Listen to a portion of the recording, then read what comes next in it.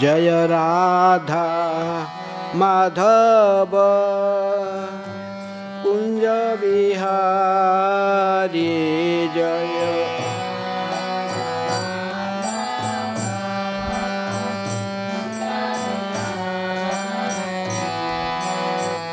गोपीजन वल्लभ गिरिवरधारी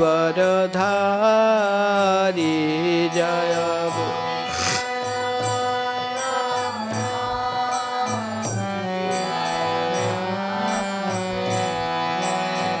गोपीजन वल्लभ गिरिवरधारी जय।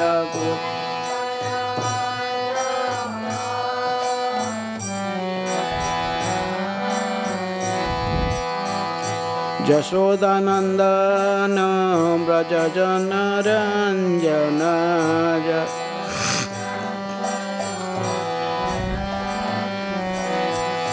जमुना तीर वनचारी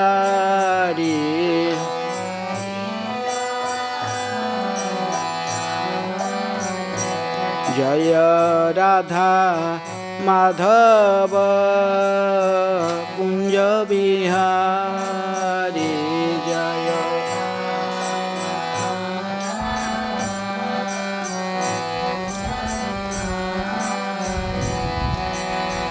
गोपीजन वल्लभ गिरिवरधारी जय। गोपीजन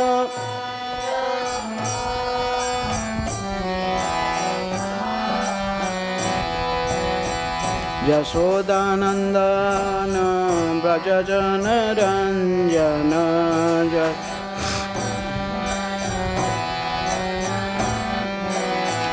जमुना तीर वनचारी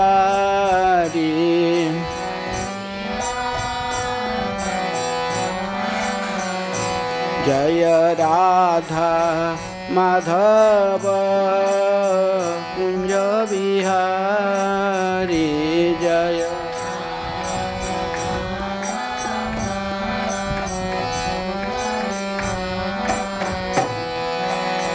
गोपीजन वल्लभ गिरिवरधारी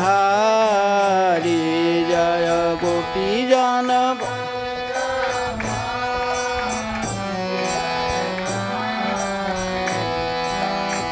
यशोदानंदन व्रजजनरंजन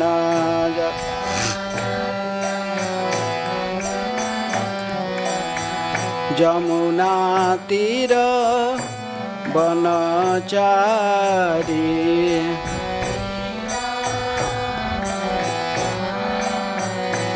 जय राधा माधव कुंज बिहारी जय।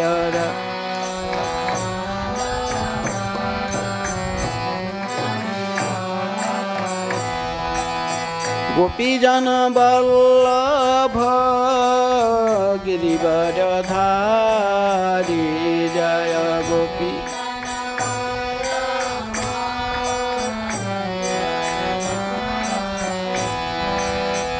यशोदानंदन व्रजजनरंजन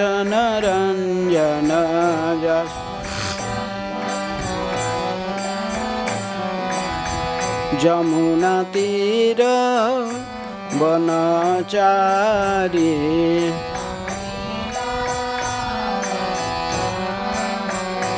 जय राधा माधव कुंज बिहारी जय।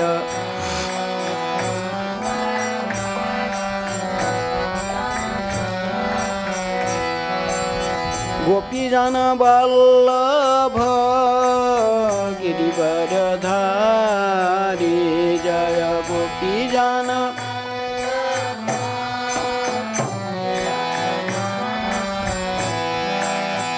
यशोदानंदन व्रजजनरंजन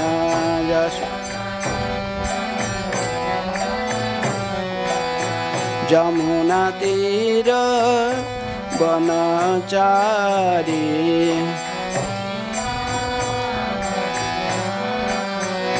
जय राधा माधव कुंज बिहारी जय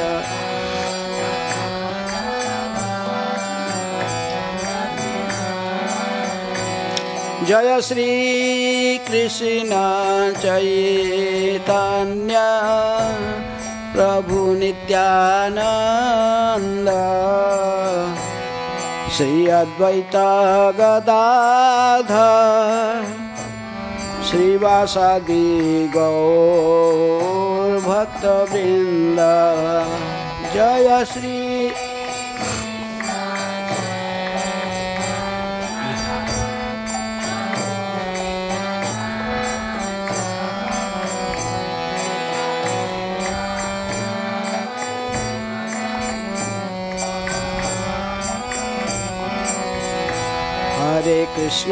हरे कृष्णा कृष्ण कृष्ण हरे हरे हरे राम राम राम हरे हरे हरे कृष्ण हरे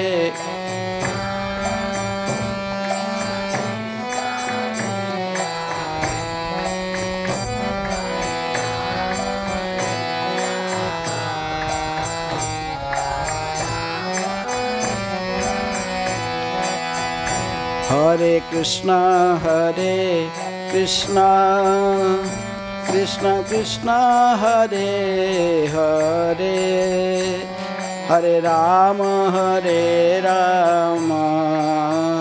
राम राम हरे हरे हरे कृष्ण हरे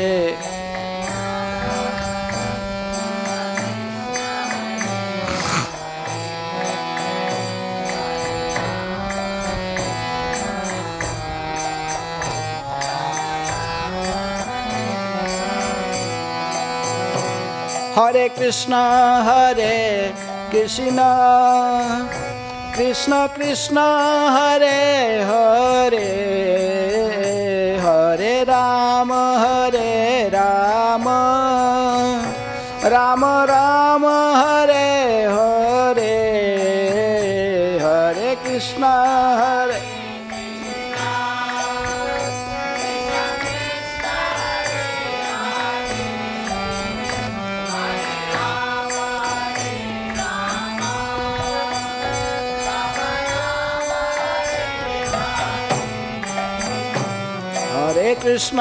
हरे कृष्ण कृष्ण कृष्ण हरे हरे हरे राम राम राम हरे हरे हरे कृष्ण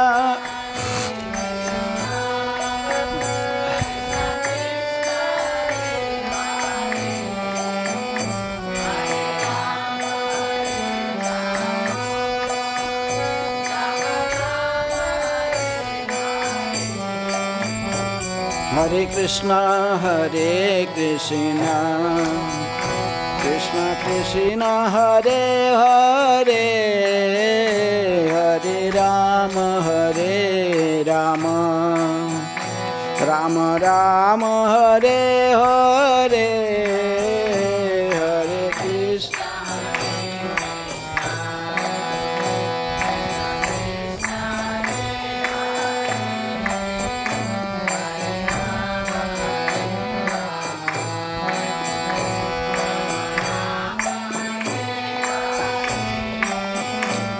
हरे कृष्ण हरे कृष्ण कृष्ण कृष्ण हरे हरे हरे राम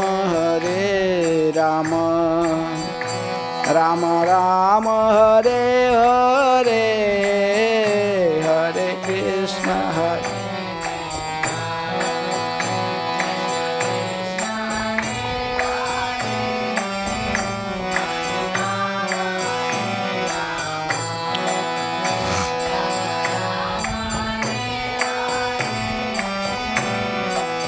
हरे कृष्ण कृष्ण कृष्ण हरे हरे, हरे राम राम राम हरे हरे। हरे कृष्ण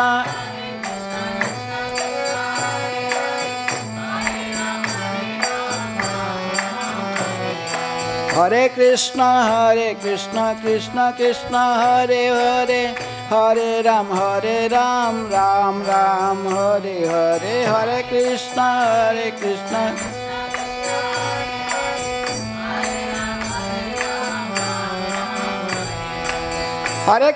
हरे कृष्ण कृष्ण कृष्ण हरे हरे, हरे राम राम राम हरे हरे। हरे कृष्ण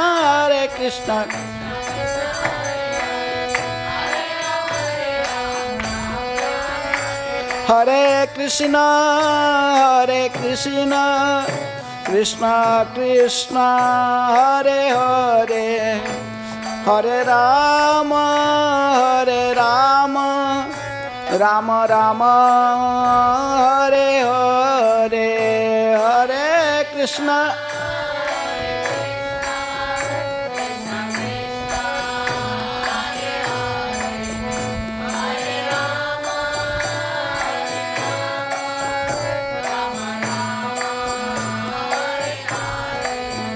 जय कृष्ण बलराम, जय कृष्ण बलराम, कृष्ण बलराम जय कृष्ण बलराम।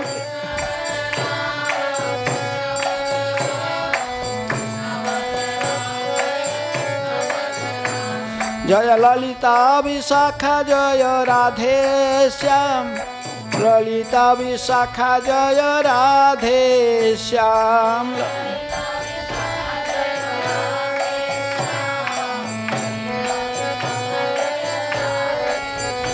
जय गौरनिताय, जय गौरनिताय, गौरनिताय जय गौरनिताय।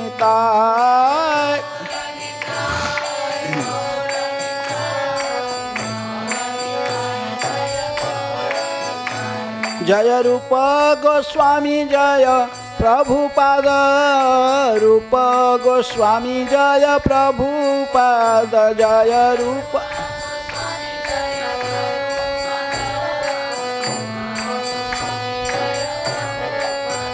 प्रभुपाद प्रभुपाद प्रभुपाद प्रभुपाद जय जय।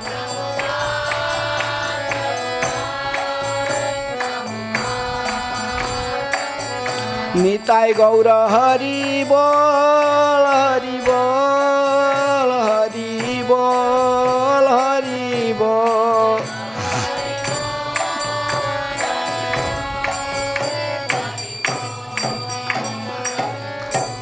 जय विष्णुपाद परमहंस परिव्राजकाचार्य अष्टोत्तर शत श्री श्रीमत हे डिवाइन ग्रेस अभय चरणारविंद भक्ति वेदांत स्वामी श्रील प्रभुपाद की जय।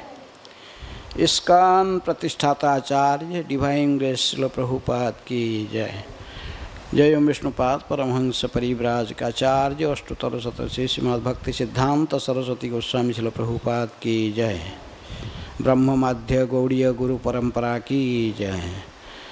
श्री रूप सनातन भट्ट रघुनाथ, श्री जीव गोपाल भट्ट दास रघुनाथ षड गोस्वामी प्रभु की जय।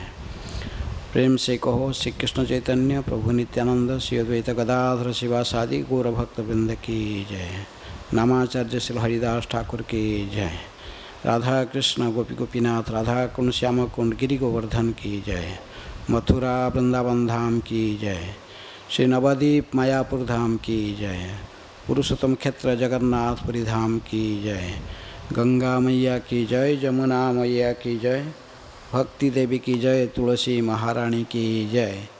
श्री श्री कृष्ण बलराम की जय, श्री श्री गौर निताय की जय। राधा श्याम सुंदर ललिता विशाखा देवी की जय। श्रील रूप गोस्वामी की जय। श्री राधा गोविंद ललिता विशाखा की जय।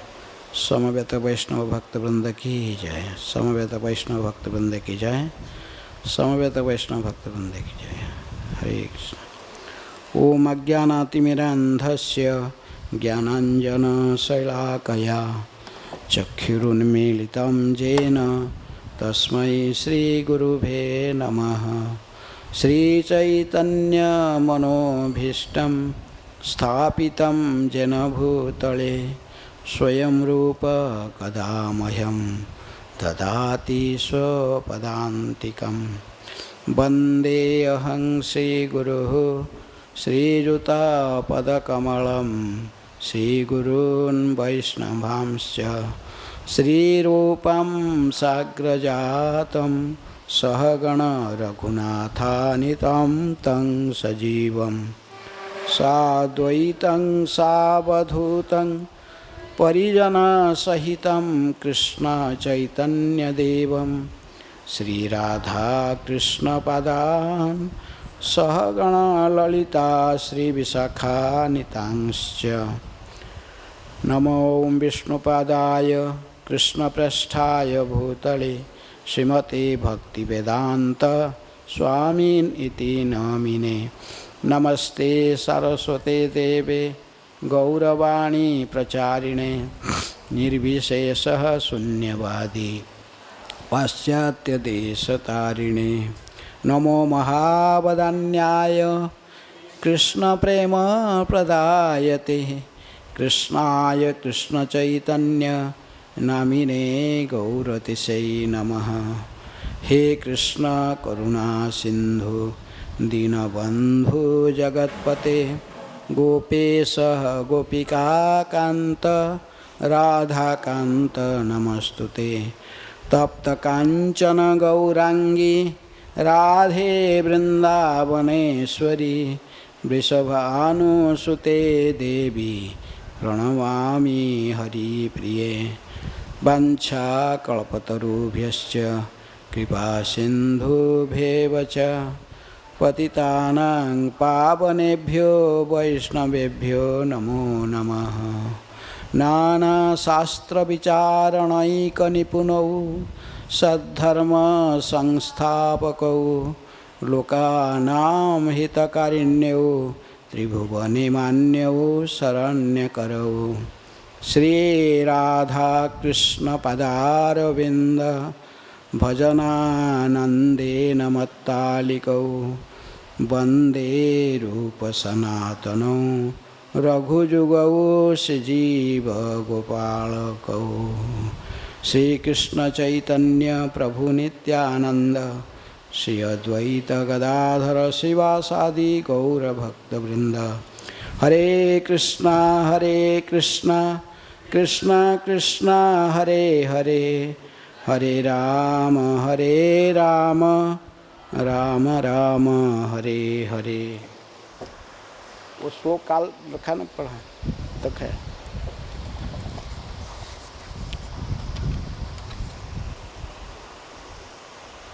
हरे कृष्ण।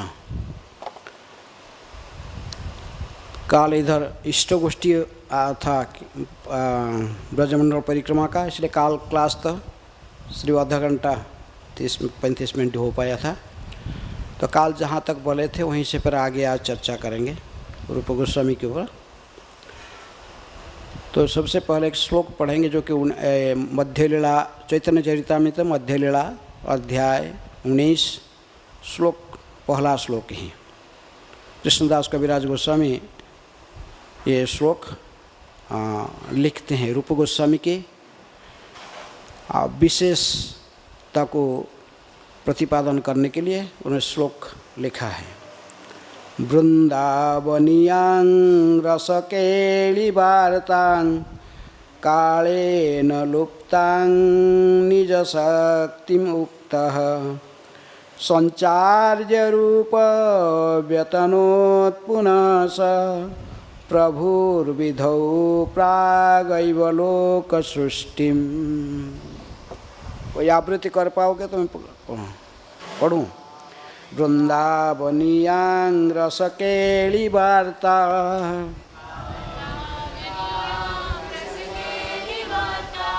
कालेन लुप्तां निजशक्तिम् उक्तः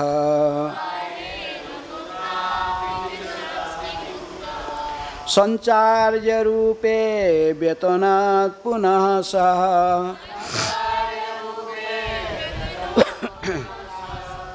प्रभुर्विधौ प्राग इव लोकसृष्टिम्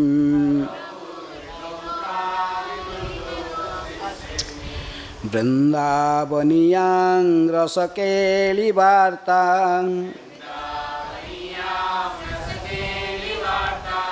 कालेन लुप्तां निजशक्तिमुक्तः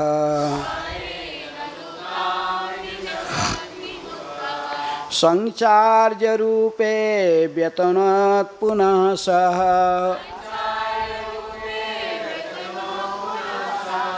प्रभुर्विधौ प्रागिव लोकसृष्टिम्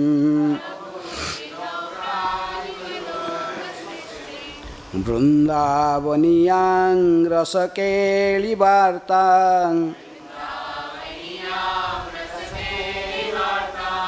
कालेन लुप्तां निजशक्तिम् उक्तः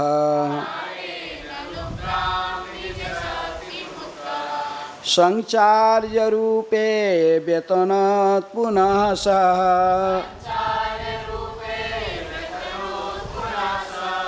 प्रभुर्विधौ प्रागिव लोकसृष्टिम्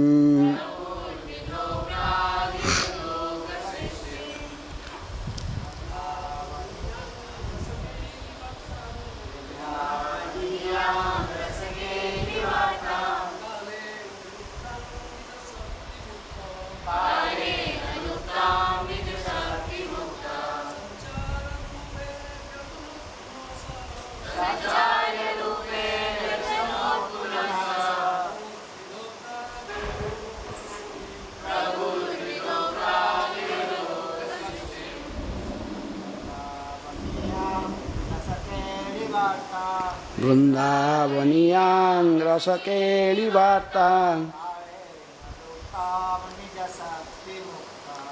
कालेन लुप्तां निजशक्तिमुक्तः संचार्यरूपे व्यतनात् पुनः सः प्रभुर्विधौ प्रागिव लोकसृष्टिम्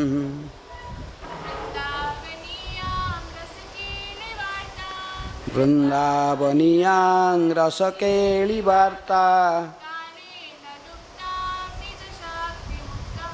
कालेन लुप्तां निजशक्तिमुक्तः संचार्यरूपे व्यतनात् पुनः सः प्रभुर्विधौ प्रागिव लोकसृष्टिम्। शब्दार्थ वृंदावनीयां, वृंदावन से संबंधित, रसकेलिवार्तां, श्री कृष्ण की लीलाओं का वर्णन, कालेन समय के साथ, लुप्तां लुप्त, निज शक्तिम अपनी निज शक्ति, उक्तः उत्सुक होकर, संचार्य संचारित करके, रूपे रूप गोस्वामी को, वितनोत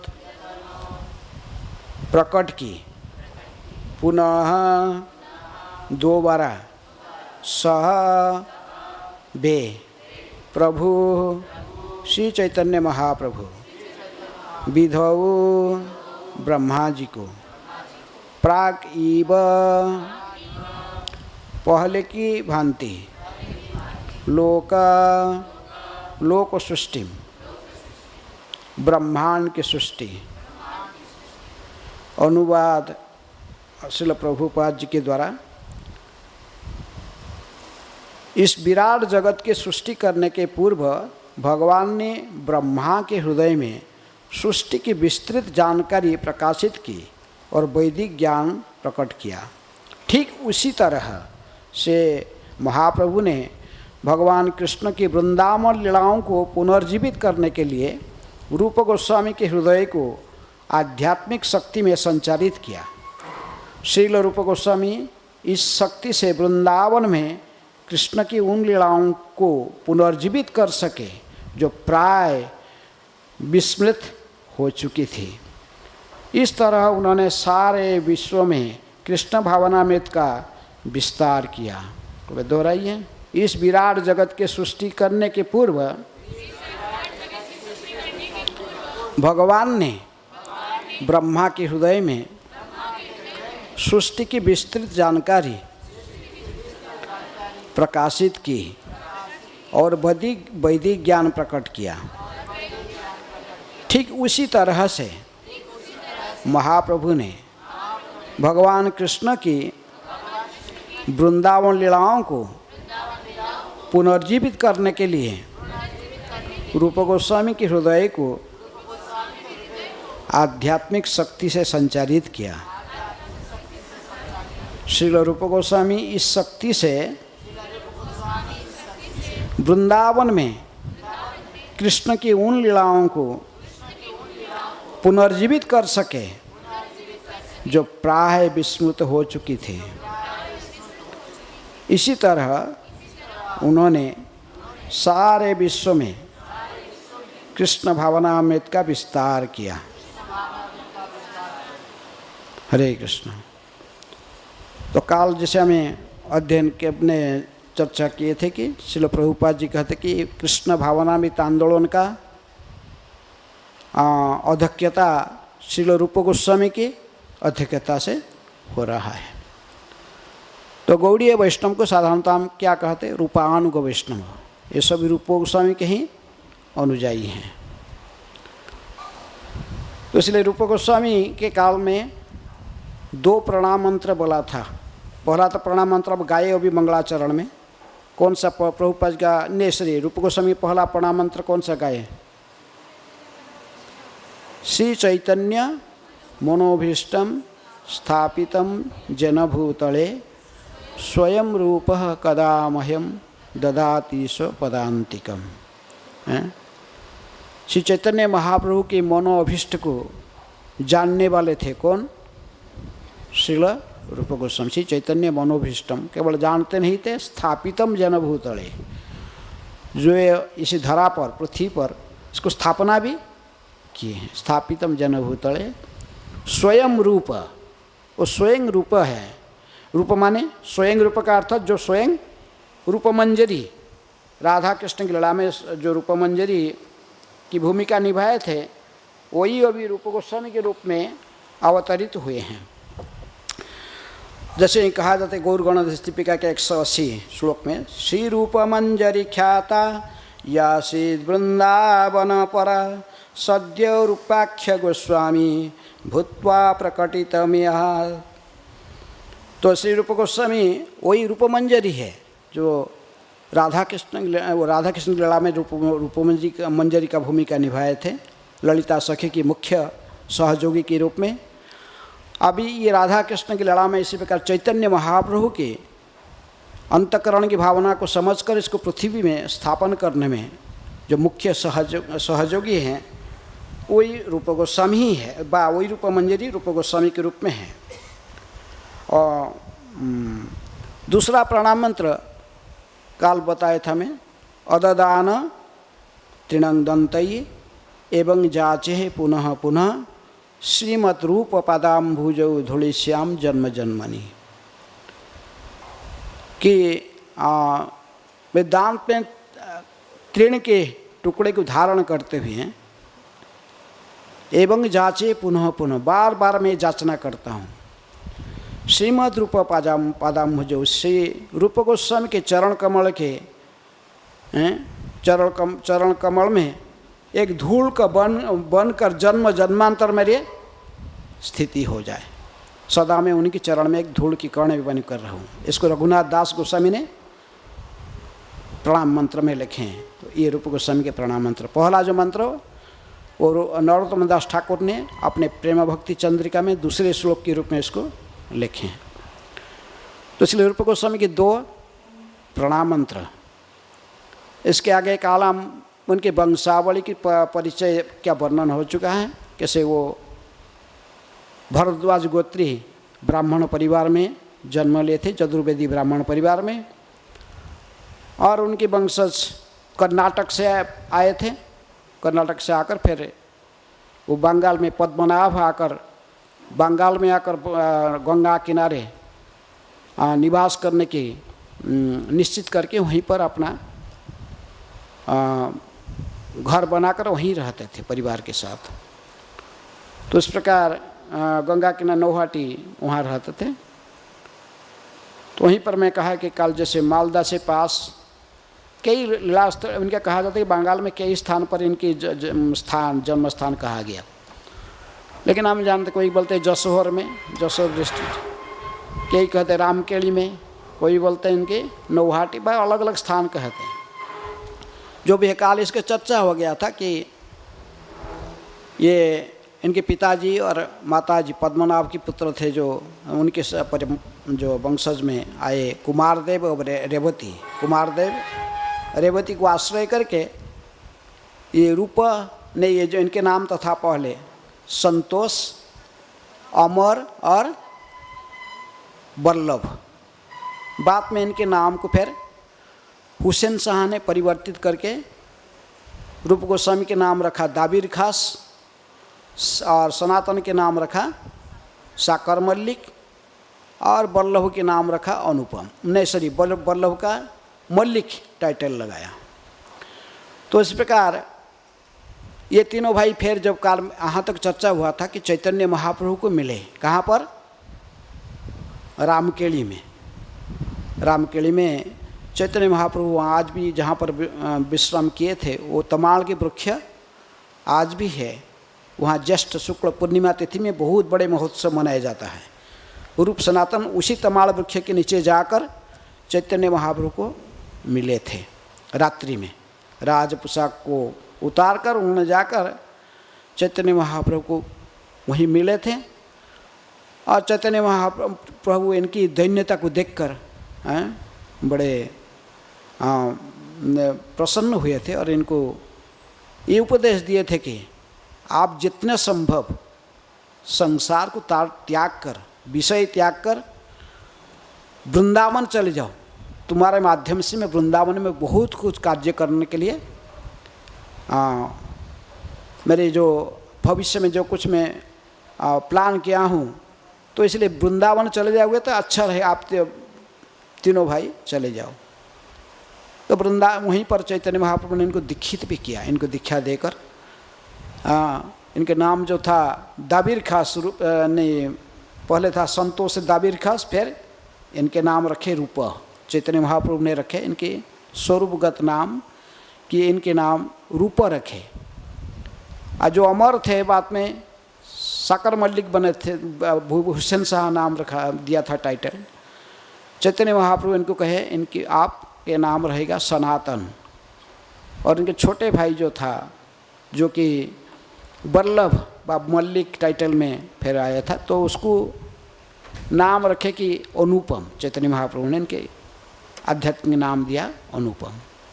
इस प्रकार तीनों को दीक्षित करके महाप्रभु फिर आगे यात्रा में चले। वहीं से तो वापस आए, फिर मैंने और गए नहीं वृंदावन गस्त में, प्रकृति में रूप सनातन को उद्धार करने के लिए ही गए थे। इसके बाद ये रूप सनातन तो राज कार्य को छोड़ने के लिए सब समय व्यग्र होने लगे, प्लान करने लगे कैसे हम छोड़ेंगे, उसे छोड़ना पड़ेगा हमको राज कार्य। पहले ही तो करना नहीं चाहते थे, इनको बाध्य करके लगाया था कौन? हुसैन शाह ने। तभी इन्होंने कुछ ब्राह्मणों को लाकर उनके माध्यम को योग्य ब्राह्मण को कुछ धन देकर उनसे पुरस्चरण कराया। कृष्ण मंत्र का पुरस्चरण करके कुछ भगवान को विशेष प्रार्थना किए कि जैसे सक्सेसफुल होकर वो महाप्रभु के आदेश को पालन कर सकें।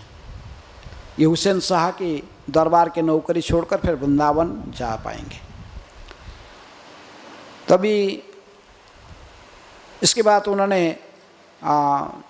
जब ये ब्राह्मण के द्वारा कृष्ण मंत्र का पुरस्चरण हो गया, फिर वो प्लान का भी निकालने के लिए सोचे। सबसे पहले रूप गोस्वामी अपने नौकरी से इस्तीफा दे दिया।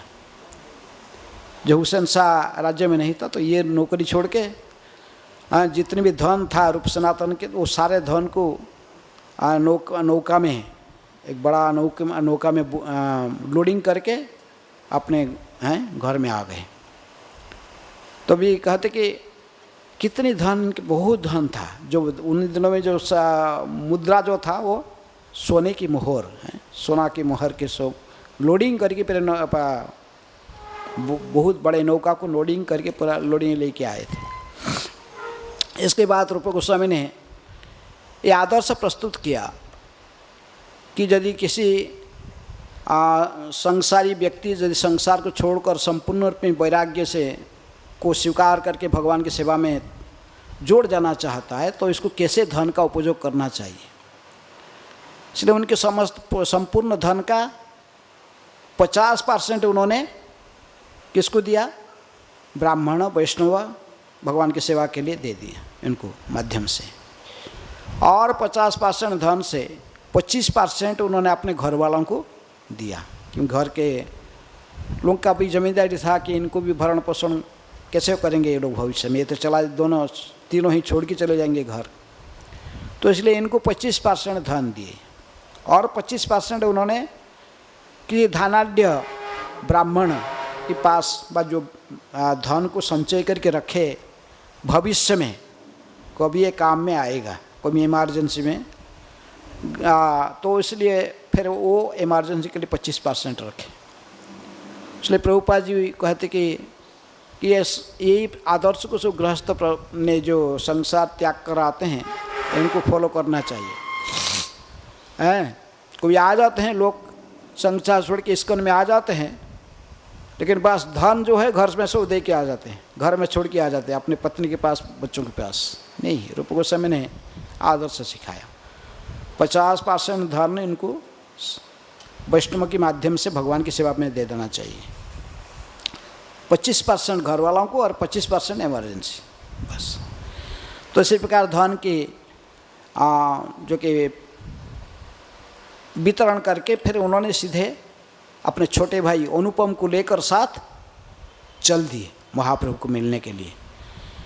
बीच में उसने उन्होंने तो किसी गुप्तचर के माध्यम से जो खबर ले रहे थे चैतन्य महाप्रभु कब पुरी से फिर वृंदावन, दोबारा वो वृंदावन गस्त में फिर जाने वाले थे।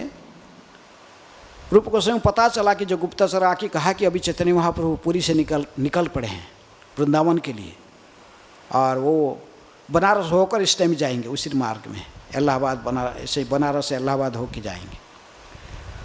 तो रूप गोस्वामी तुरंत अपने छोटे भाई को साथ में लेकर अनुपम को निकल पड़े।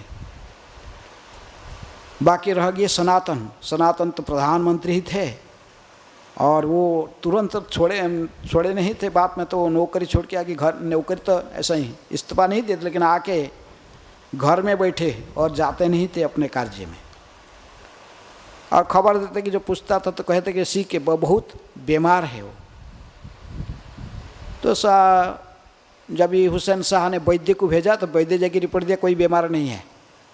वो तो सारे ब्राह्मणों को सभा में बैठकर श्रीमद् भागवत का ही चर्चा करते रहता है। उनके जो हिंदू शास्त्र है भागवत, उसका ही चर्चा चलता पंडित सभा में, कोई तबीयत खराब नहीं है। तो हुसैन शाह आकर फिर इनको भी अरेस्ट कर लिया। वो सब सनातन गोस्वामी के चरित्र में आप लोग सुनेंगे डिटेल। तभी इसलिए लेकिन रूप गोस्वामी इनके पास खबर दिया था कि मैं 10,000 स्वर्ण मुद्रा ब्राह्मण के पास रखा, वहाँ से आप लांच देकर वो जेलर को आप वहाँ से निकाल आइए। तो इसका उपयोग किए थे बाद में। तभी ये जब दोनों भाई थे रूप और अनुपम, इन्होंने आके जब इलाहाबाद पहुँचे तो भी जहाँ गंगा जमुना सरस्वती के संगम हैं, तीर्थराज प्रयागराज हैं, समस्त तीर्थों के राजा भी माना जाता। और इस साल कुंभमेला में जनवरी से स्टार्ट होने वाला उधर है इलाहाबाद में। तो इलाहाबाद में आकर पहुँचे रूप और अनुपम। वहाँ उनको खबर मिला कि यहीं पर चैतन्य महाप्रभु रुके हुए हैं, और बेणीबाधम मंदिर में गए दर्शन के लिए।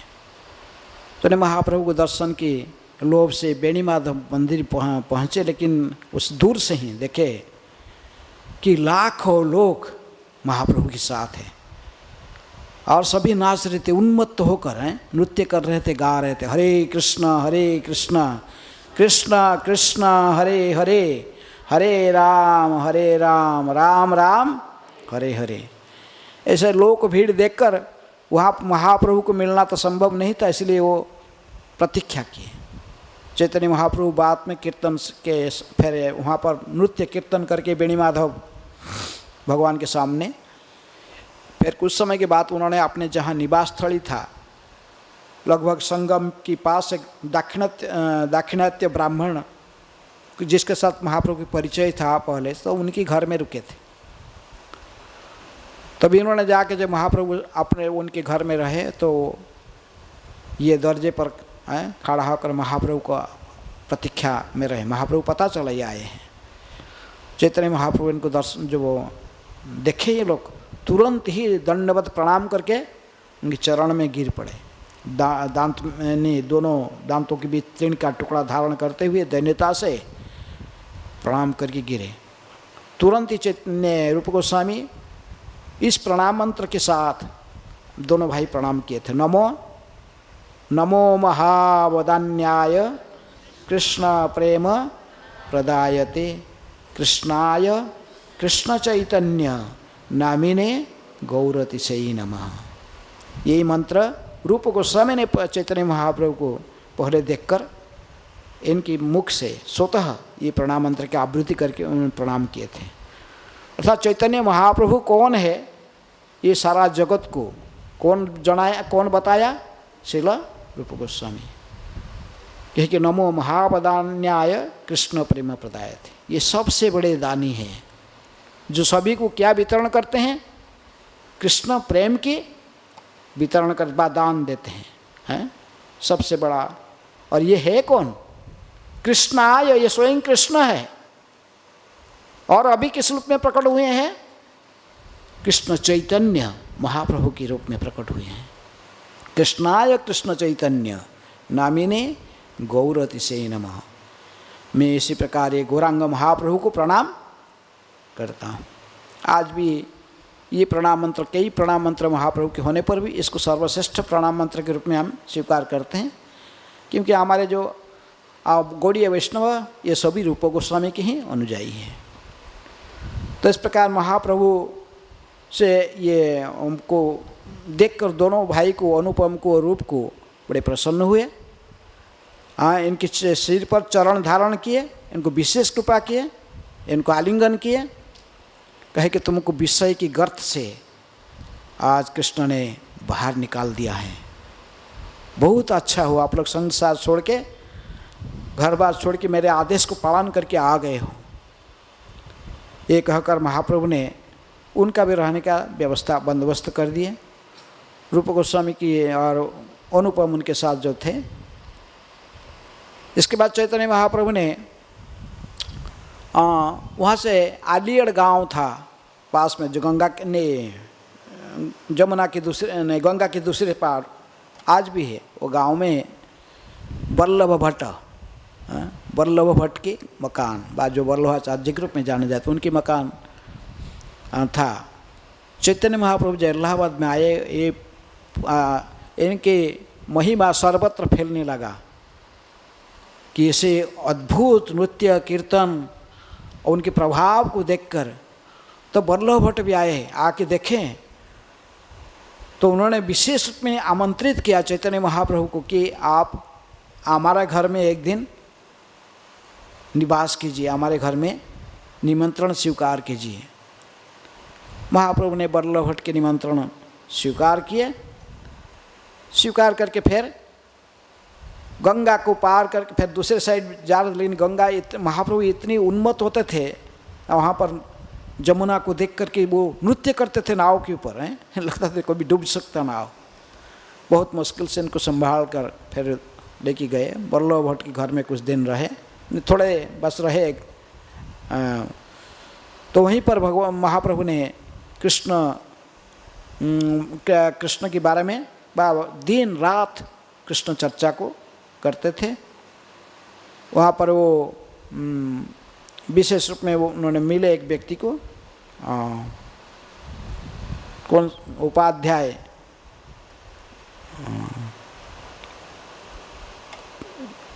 जिनकी वो कौन सा उपाध्याय था?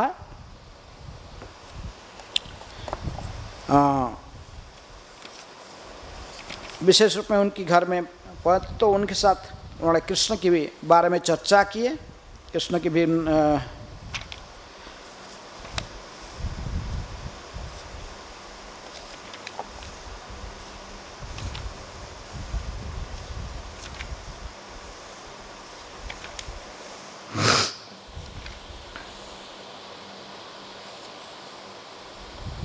रघुपति उपाध्याय, उनके तो उनके साथ कुछ कृष्ण के बारे में चर्चा हुई। वहाँ पर वहाँ वो उपस्थित थे उस समय, रूप और अनुपम भी वहाँ पर उपस्थित थे। इस प्रकार वल्लभाचार्य के साथ, वल्लभ भट्ट के साथ इनकी भी परिचय महाप्रभु ने करा दिए। लेकिन रूप गोस्वामी रूप और उनको अपने को बहुत दीनहीन पतित मानते थे, क्योंकि उन दिनों में कोई मुसलमान के साथ यदि कोई मिलजुल किया है, मुसलमान के दरबार में कोई हिंदू होकर सेवा किया है, उसको पतित माना जाता है। हिंदू समाज में इसको बहिष्कार कर देते थे।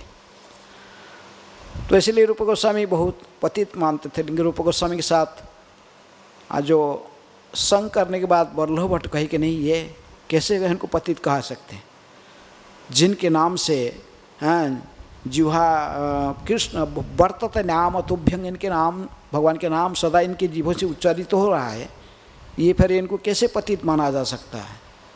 तो इसीलिए उन्होंने भी इनको भी ब्राह्मण के समान सम्मान दिए। महाप्रभु के साथ ये लोग को भी भोजन आदि कराए। लेकिन ये दोनों तो पूरा सब समय जितना दिन रहे इलाहाबाद में महाप्रभु के साथ सदा उनकी ही महाप्रसाद उचिष्ट खाते थे। महाप्रभु इनको ये सुजोग दिया।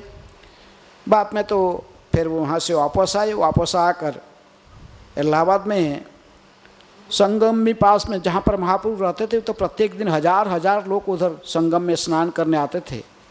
बहुत भीड़ भाड़ स्थान देखकर महाप्रभु ने रूप गोस्वामी को दशाश्वमेध घाट में ले गया। आज भी वहाँ पर स्थान है जहाँ पर चैतन्य महाप्रभु ने और रूप गोस्वामी को उपदेश दिए थे। वहाँ पर एकांत में लेकर महाप्रभु ने रूप गोस्वामी को बैठकर 10 दिन उपदेश दिए। इन रूप गोस्वामी की उपदेश के ऊपर हम सेपरेट क्लास काल पूरा डिटेल इसकी चर्चा करेंगे। रूप गोस्वामी जो ने महाप्रभु ने जो रूप गोस्वामी को जो आदेश दिए, क्योंकि ये ही इसी को ही आधार करके बाद में भक्ति रसामृत सिंधु ग्रंथ रूप गोस्वामी ने रचना किया, जिसको हमें प्रभुपाद जी कहते कि भक्ति योग का विज्ञान है, कंप्लीट साइंस ऑफ भक्ति योग है। प्रभुपाद लिखते हैं कि भक्ति रसामृत सिंधु भक्ति योग का संपूर्ण विज्ञान। तो उसकी चर्चा काल करेंगे। रूप गोस्वामी की शिक्षा के बारे में सेपरेट क्लास काल पूरे क्लास में उसी की चर्चा करेंगे। तो इसलिए मैं आज इस शिक्षा के बारे में रूप गोस्वामी शिक्षा को चर्चा नहीं कर रहा हूँ, क्योंकि बहुत सीरियस टॉपिक है, इसको समझना चाहिए।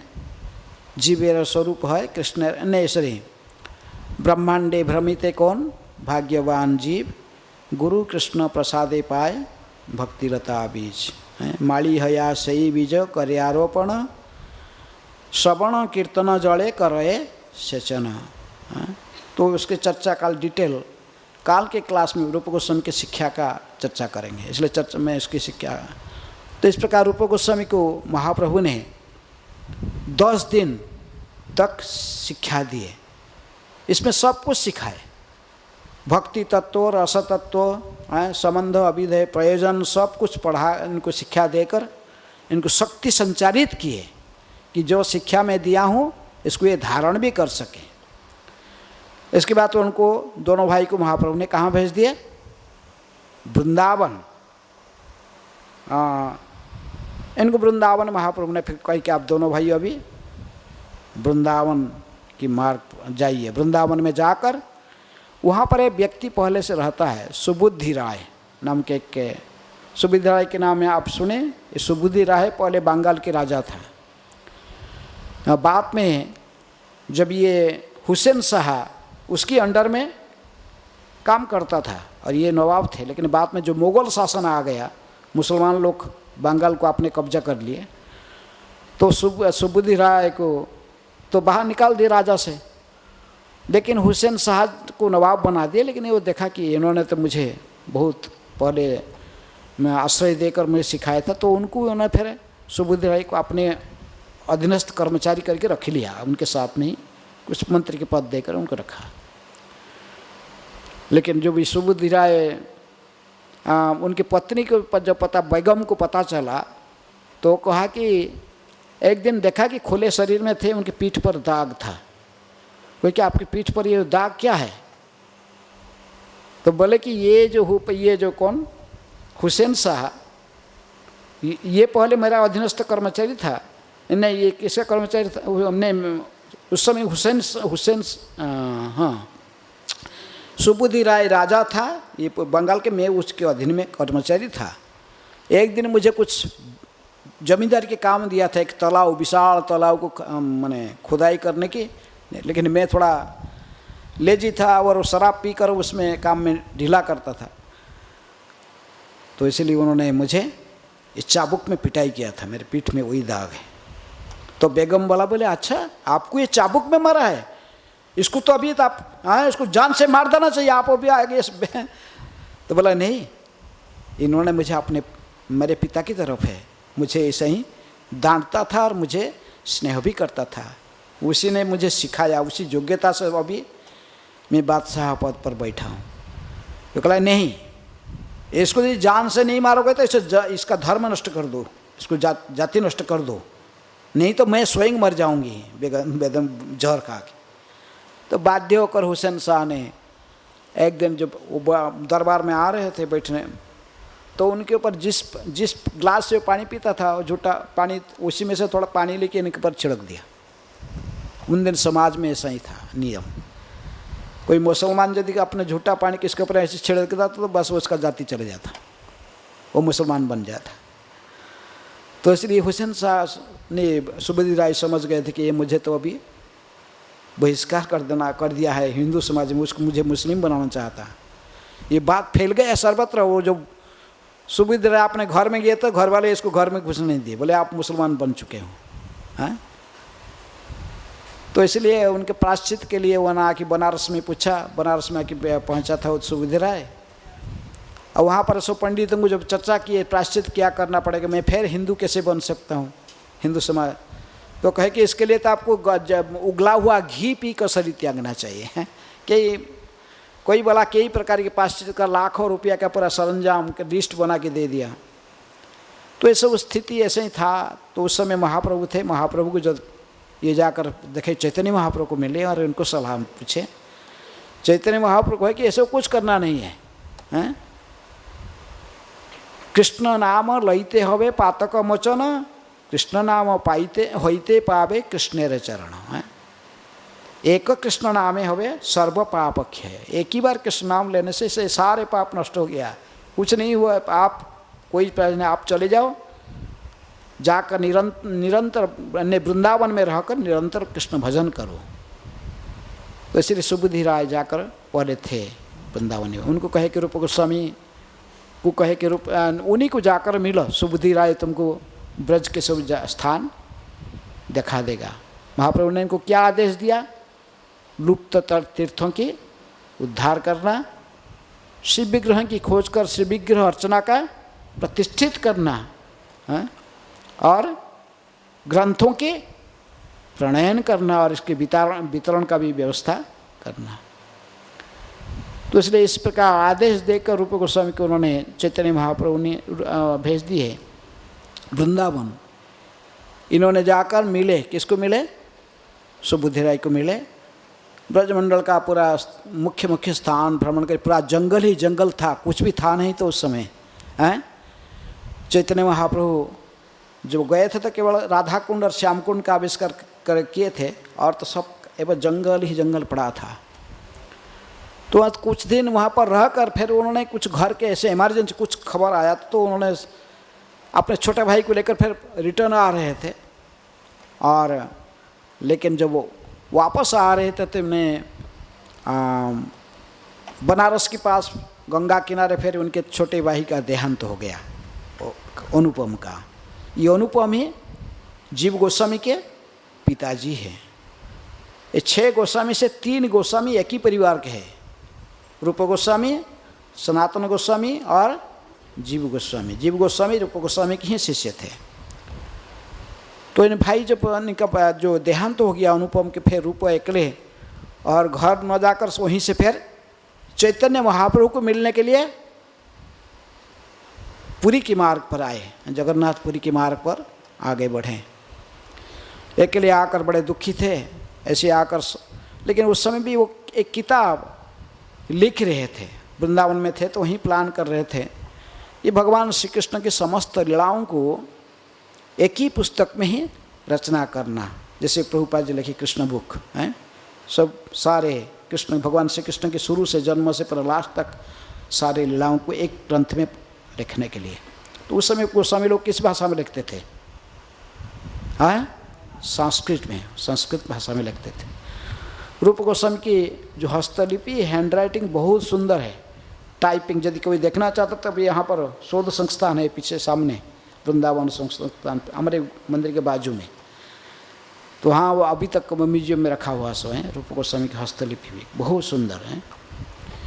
तो रूप गोस्वामी वहाँ सत्यभामापुर बॉर्डर में आया, उड़ीसा के बॉर्डर में, तो वहाँ उसी रात्रि में वहीं विश्राम कर रहे थे।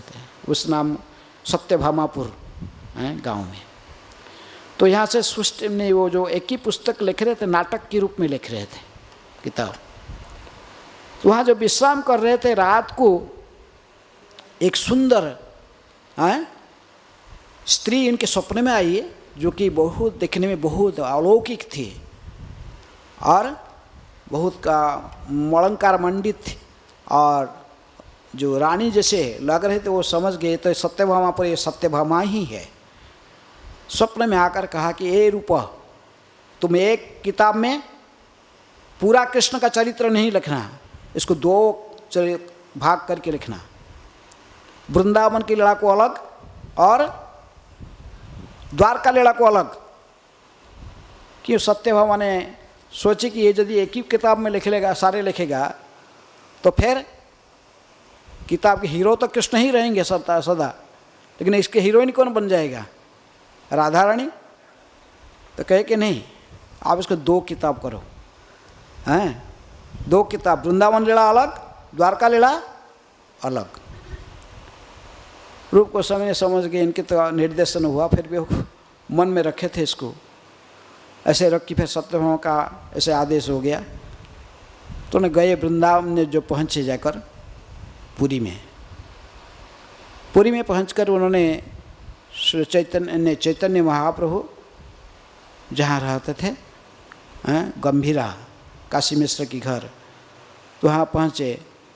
आज भी जाते लोग दर्शन, हम जाते हैं। इस काशी मिश्र के घर को गंभीरा कहते, चैतन्य महाप्रभु छोटे कमरे में वहीं रहते थे। तो महाप्रभु को जब मिले तो महाप्रभु इनको देखकर बहुत प्रसन्न हुए, और रूप गोस्वामी आपने बताया कि ये मेरे छोटे भाई अनुपम जो आपने उनके नाम रखा था, उसका देहांत हो गया वाराणसी में, वो देहांत हो गया। मैं तो इसलिए आपको दर्शन करने के लिए यहाँ आ गया। चैतन्य महाप्रभु ने रूप गोस्वामी को पास रखे साथ में, जैसे चैतन्य चरिता में दिखाते रूप और रहकर इनको चैतन्य महाप्रभु कुछ इंस्ट्रक्शन देना चाहे।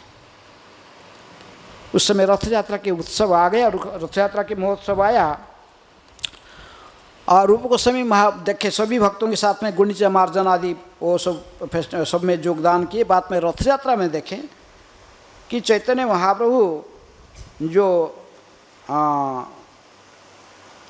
नृत्य कर रहे हैं,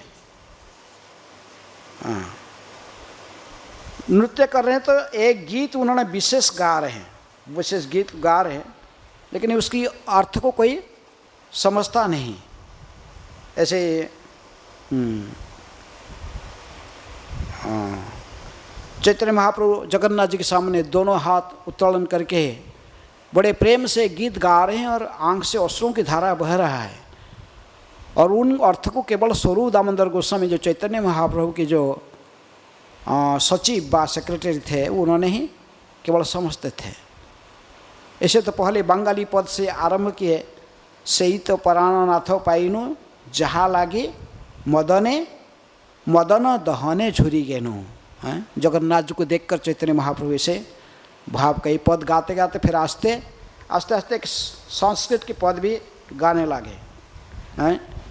जह कौमार हरस एव ही बरस्ता एव चैत्र खेपा स्तचो उन्मिलित मालती सुरभयो प्रौढ़ा कदम्बा नीला स च वास्मि तथापि तत्र सुरत व्यापार लीला विधौ रेवारोधसी बेतसी तरुतले चेतः समुत्कंठते। महाप्रभु गाते थे, उसका आवृत्ति फिर स्वरूप दामोदर गोस्वामी कहते थे। चैतन्य महाप्रभु बार बार इस श्लोक को गाते थे और नृत्य करते थे। महाप्रभु ये श्लोक क्या गाते हैं किसको पता भी नहीं था, लेकिन रूप गोस्वामी की बड़े सावधानी से सुन रहे थे क्या महाप्रभु गाते थे। हैं तो कहते कि ये तो अर्थ ऐसा था कि जो कौमार अवस्था, मेरे यौवन की प्रारंभ अवस्था में जो व्यक्ति, जो मेरे प्रेमिक था, जो मेरे मन को हरण करके रखा था, आज मैं वही प्रेमिक को मिल रहा हूँ। किसी लड़की जैसे किसी लड़की किसी लड़का को प्रेम करता है, फिर बाद में वो लड़की कई साल विच्छेद की बात में उस मिलता है, उसको देखने से वो ऐसे गाया कि मैं वही प्रेमिका हूँ, वो प्रेमिक है। सोचोन्मिलित मालती सरोवर प्रौढ़ा कदम। आज भी वही चांदनी की रात है, आज भी एकांत में है वही मालती पुष्प व कदम, इसके सौरभ, इनके सुगंध सर्वत्र व्याप्त हैं। और चाहते तो आज भी हम एकांत में आनंद को लूट सकते हैं। अभी मैं वही प्रेमिक मेरे सामने है और मैं वही प्रेमिका हूँ, लेकिन मेरा मन इधर नहीं लग रहा है। मैं सोच रहा हूँ कि मैंने वही हमारे जो गांव था बचपन, जो जहाँ पर हम पहले मिले थे, उसी गांव के लेकर इनको रेवा नदी के किनारे बेतसी कुंज बेतसी तरु के नीचे, वहीं पर जाकर फिर मुझे इनको साथ एकांत में मिलने की मेरे इच्छा है। मुझे यहाँ पर अच्छा नहीं लग रहा है।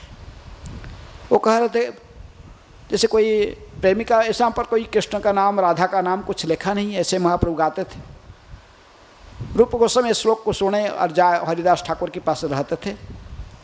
रहकर वहाँ पर इनका अर्थ को उन्होंने दूसरा एक, जो उस समय तो भोजपत्र में लिखते थे, उसमें लेकर इसका मीनिंग बनाकर दूसरा, इसका असली मीनिंग क्या है लेकर उसका दूसरा श्लोक उसमें लिखे रूप गोस्वामी।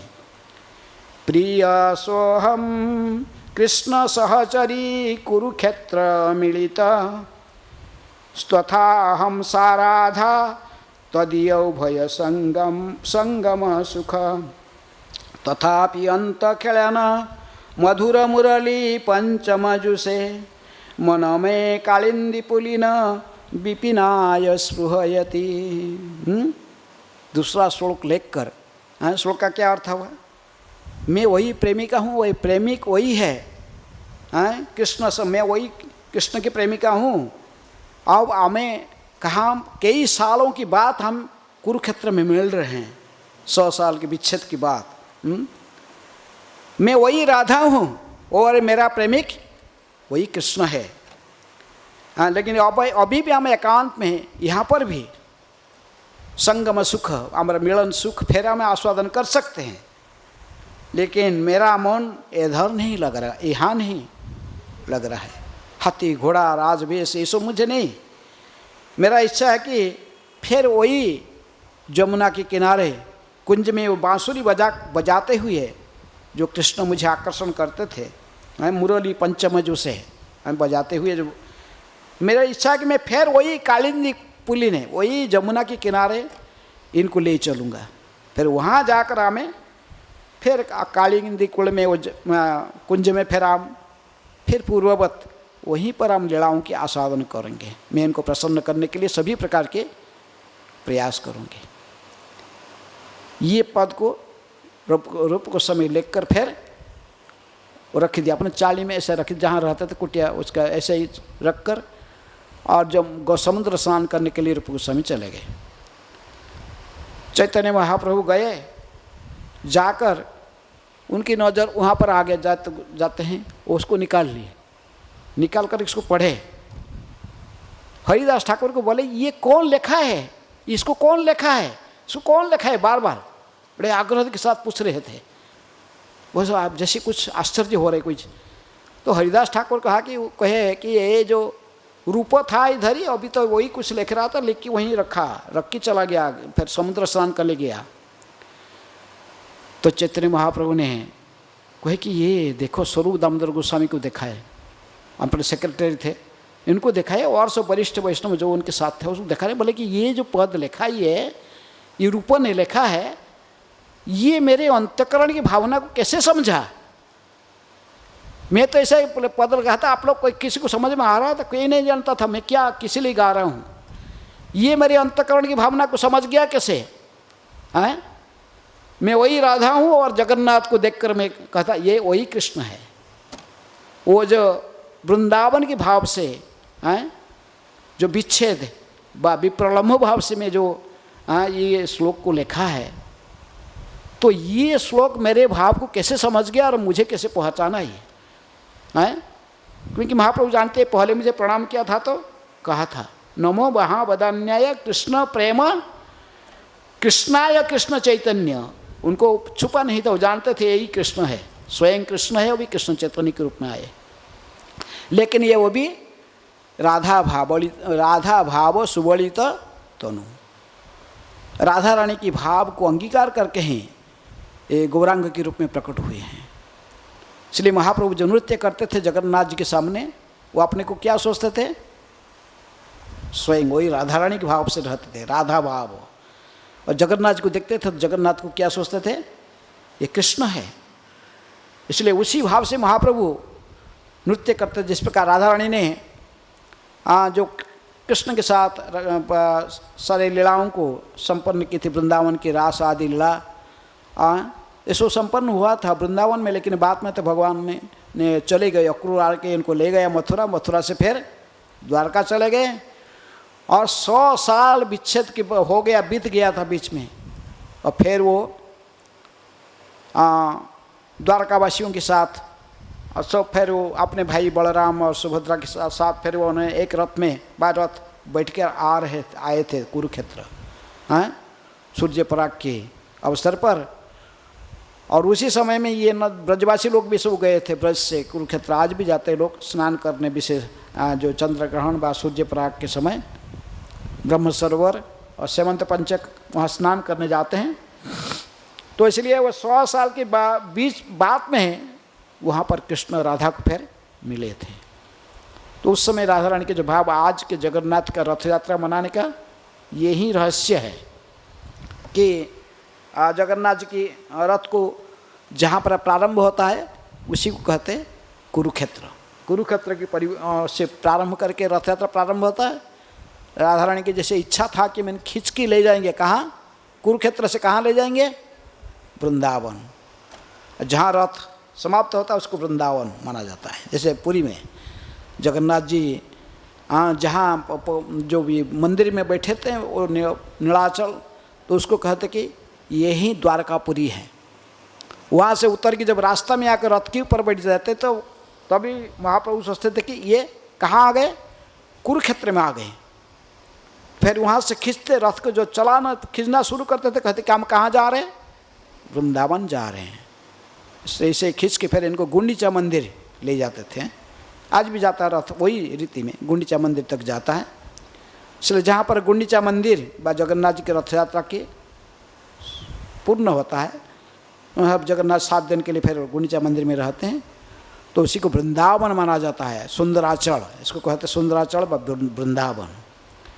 तो इसलिए वही भावधारा में जो चैतन्य महाप्रभु नृत्य करते थे राधा रानी के भाव से, इसको कोई नहीं जानता था। केवल एक व्यक्ति जानता था कि उनके सेक्रेटरी कौन, स्वरूप दामोदर गोस्वामी। तो लेकिन रूप गोस्वामी इसको कैसे समझे, चैतन्य महाप्रभु सबको आश्चर्य से पूछ रहे कैसे ये पता चला इसको, मेरे में आप लोग को किसको पता नहीं था, इसको कैसे पता चला। तो रूप गोस्वामी उसी समय स्नान करके समुद्र में आए, पहुँचे और चैतन्य महाप्रभु को प्रणाम देखकर प्रणाम किए, हैं, नमो महावदान्याय कृष्ण प्रेम प्रदायते कृष्णाय कृष्ण चैतन्य नामिने गौरते से नमः।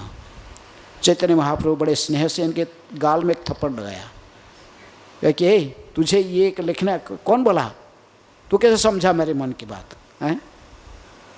तो सब कहेगा वैष्णव कहे कि आप रामचंद्र कहे आप ही इसको कृपा किए होंगे, नहीं तो आपका कृपा बिना वो आपका मन की बात कैसे समझेगा, अंतकरण को कैसे समझेगा। चैतन्य महाप्रभु कहे हाँ, ये पहले मुझे इलाहाबाद में मिला था और योग्य पात्र देखकर मेरी कृपा, विशेष कृपा इसके ऊपर हुआ था।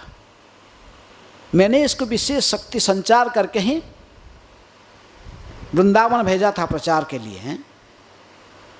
तो इसलिए सब बोल फिर आप आश्चर्य क्यों हो रहे, आप जैसे आपने शक्ति दिया आपको समझने के लिए, आपकी शक्ति से वो समझ रहा है। भगवान जैसे कहते हैं भगवान को कौन प्राप्त कर सकता है, गीता में बोलते हैं 10वें अध्याय के 10 नंबर श्लोक, तेषां सततयुक्तानां भजतां प्रीतिपूर्वकं ददामि बुद्धि योगम तम येन माम् उपयान्ति ते। भगवान कहते कि जो मेरी प्रीतिपूर्वक सेवा परायण होता है, भजन परायण होता है, उसको मैं अंतकरण से शक्ति, जब अंतकरण में ये शक्ति देता हूँ जैसे वो मुझे समझ सके। हाँ, बुद्धि योग देता हूँ, बुद्धि को आश्रय करके फिर व्यक्ति मेरे पास आता है। अर्थात यदि भगवान को कोई समझना चाहता, दर्शन करना चाहता तो उन्हीं की शक्ति के माध्यम से, हैं, उन्हीं की कृपा से।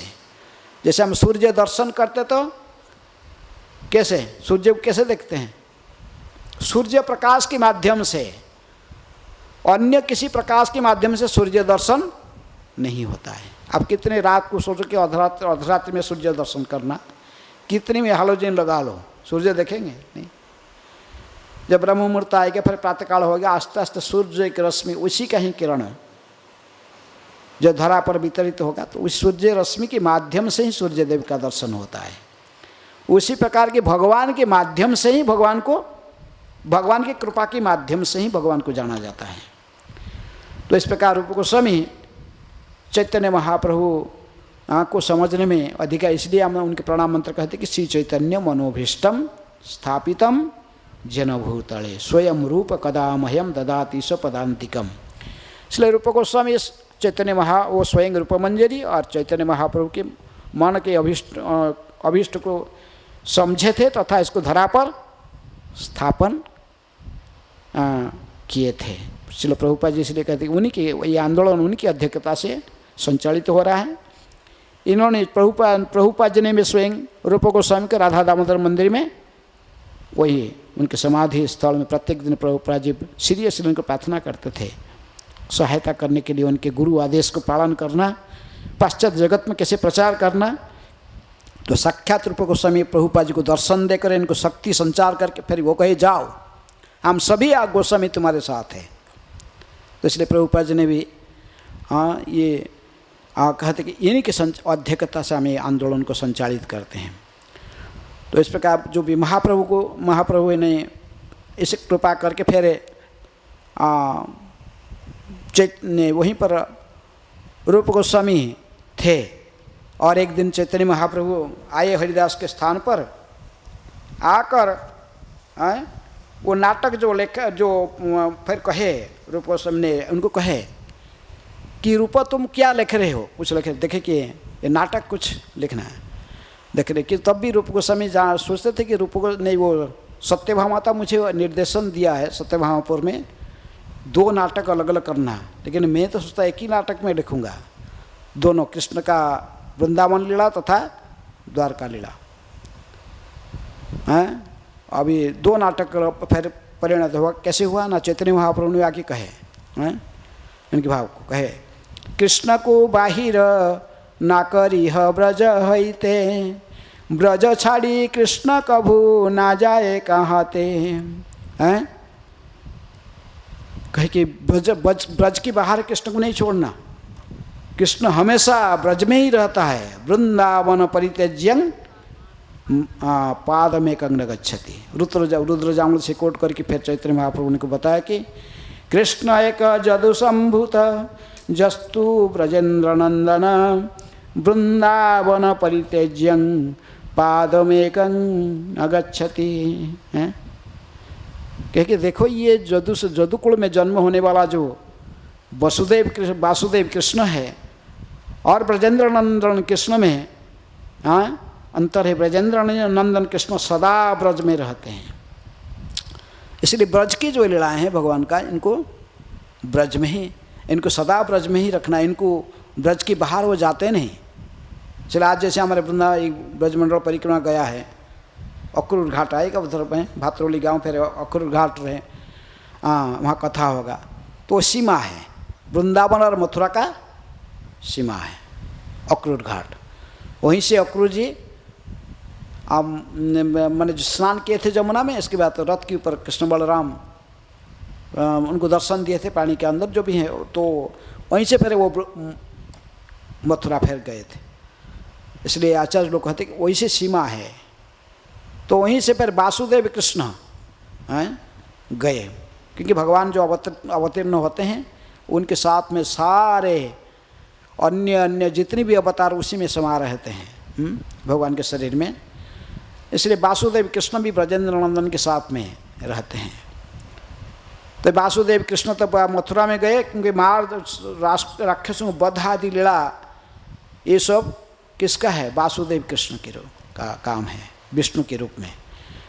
लेकिन ब्रजेंद्र नंदन कृष्ण तो केवल गाय चराते हैं, रास रचाना, ये इनको कोई अन्य काम करने से इनकी कोई इंटरेस्ट नहीं है। तो कहते ब्रजेंद्र नंदन कृष्ण वहीं से ब्रज में रह गए और फिर वो वासुदेव कृष्ण मथुरा चले गए। आज भी स्थान है। तो इसलिए महाप्रभु ने कहे कि देखो ब्रज के बाहर इनको मत निकालो, ये दोनों अलग है, ब्रजेंद्र कृष्ण और ब्रजेंद्र नंदन कृष्ण और वासुदेव कृष्ण। वासुदेव कृष्ण वो मथुरा और द्वारका जाते हैं, लेकिन ब्रजेंद्र नंदन कृष्ण सदा ब्रज में रहते हैं। तो इस प्रकार कह के वृंदावन परित्यज्यं पादमेकं न गच्छति, वृंदावन छोड़ के कोई एक पैर भी बाहर नहीं रखते। तभी रूप गोस्वामी के समझ में आया। पहले तो सत्यभामा कहा कि मेरा लीला अलग अलग करना है, 2 किताब लिखना, मथुरा लीला नहीं, वृंदावन लीला अलग, द्वारका लीला अलग। अभी चैतन्य महाप्रभु ने जब कहे तो रूप गोस्वामी को समझ में आया है, तो दोनों लीला एक साथ नहीं लिखना चाहिए। तभी उन्होंने फिर 2 भाग किए इनको। अभी हम देखें विदग्ध माधव और ललित माधव, दोनों विदग्ध वृंदावन लीला और द्वारका लीला के ऊपर 2 किताब लिखे। 2 जो नाटक का उन्होंने रचना किया। फिर इसको आज कहते विदग्ध माधव और ललित माधव। फिर उस समय 2 का नाटक अलग अलग प्रस्तुत किए, वृंदावन लीला और द्वारका लीला के ऊपर। तभी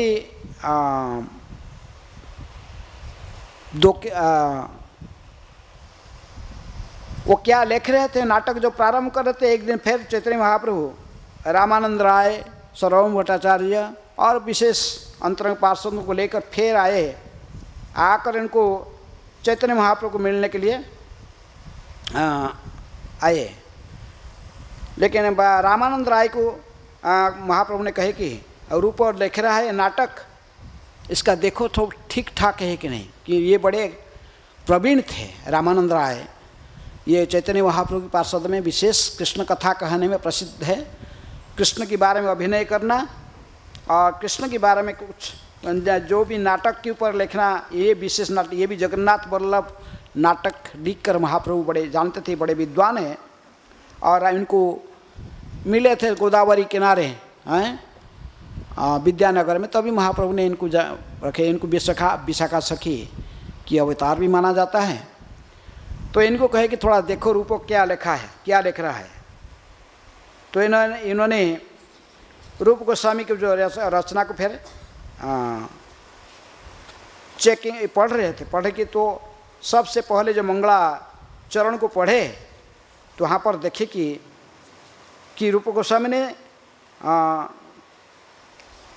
लिख रहे हैं कि मंगलाचरण विशेष रूप में नाम की महिमा के ऊपर एक श्लोक लिखे हैं। तुंडे तांडविनी रतिम वितनुते तुंडाबली लब्धये कर्णक्रोडकदम्बिनी घटयते कर्णार्बुदेभ्यः स्पृहां चेतः प्राङ्गणसंगिनी विजयते सर्वेन्द्रियाणां कृतिं नो जाने जानिता कियद्भिर् अमृतयी कृष्णेति वर्णद्वयी। नाम की महिमा बहुत सुने, लेकिन ये रूप गोस्वामी लिखे कि जब ये कृष्ण नाम जिह्वा के ऊपर जो जिह्वा उसको उच्चारण करने लगता है तो वे तान नृत्य करते रहते, किसमें? जिह्वा की अग्रभाग में हैं। तो और ये जब भी तांडव ने जिह्वा के ऊपर नृत्य करते तो जिह्वा के कुछ दूसरे बोलने की कभी इच्छा नहीं होती है। ये संपूर्ण जिह्वा इन नाम की बस में आ जाती है। और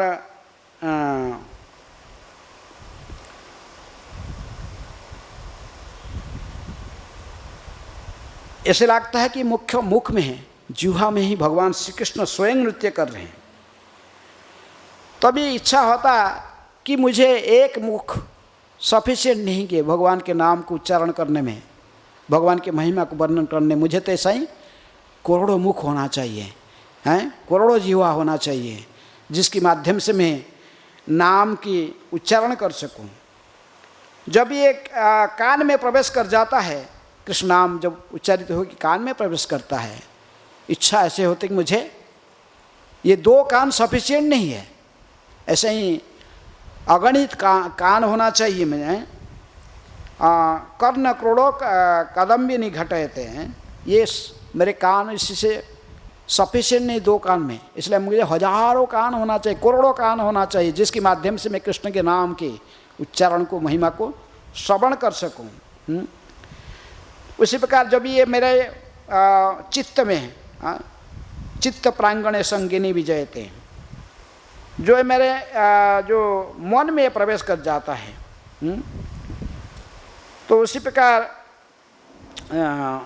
मेरे हृदय में जब स्पर्श करता है तभी मेरे ऐसे ही ये मेरा समस्त इंद्रियों की जो वृत्ति को शिथिल करके मेरे चित्त को संपूर्ण में विजय कर लेता है।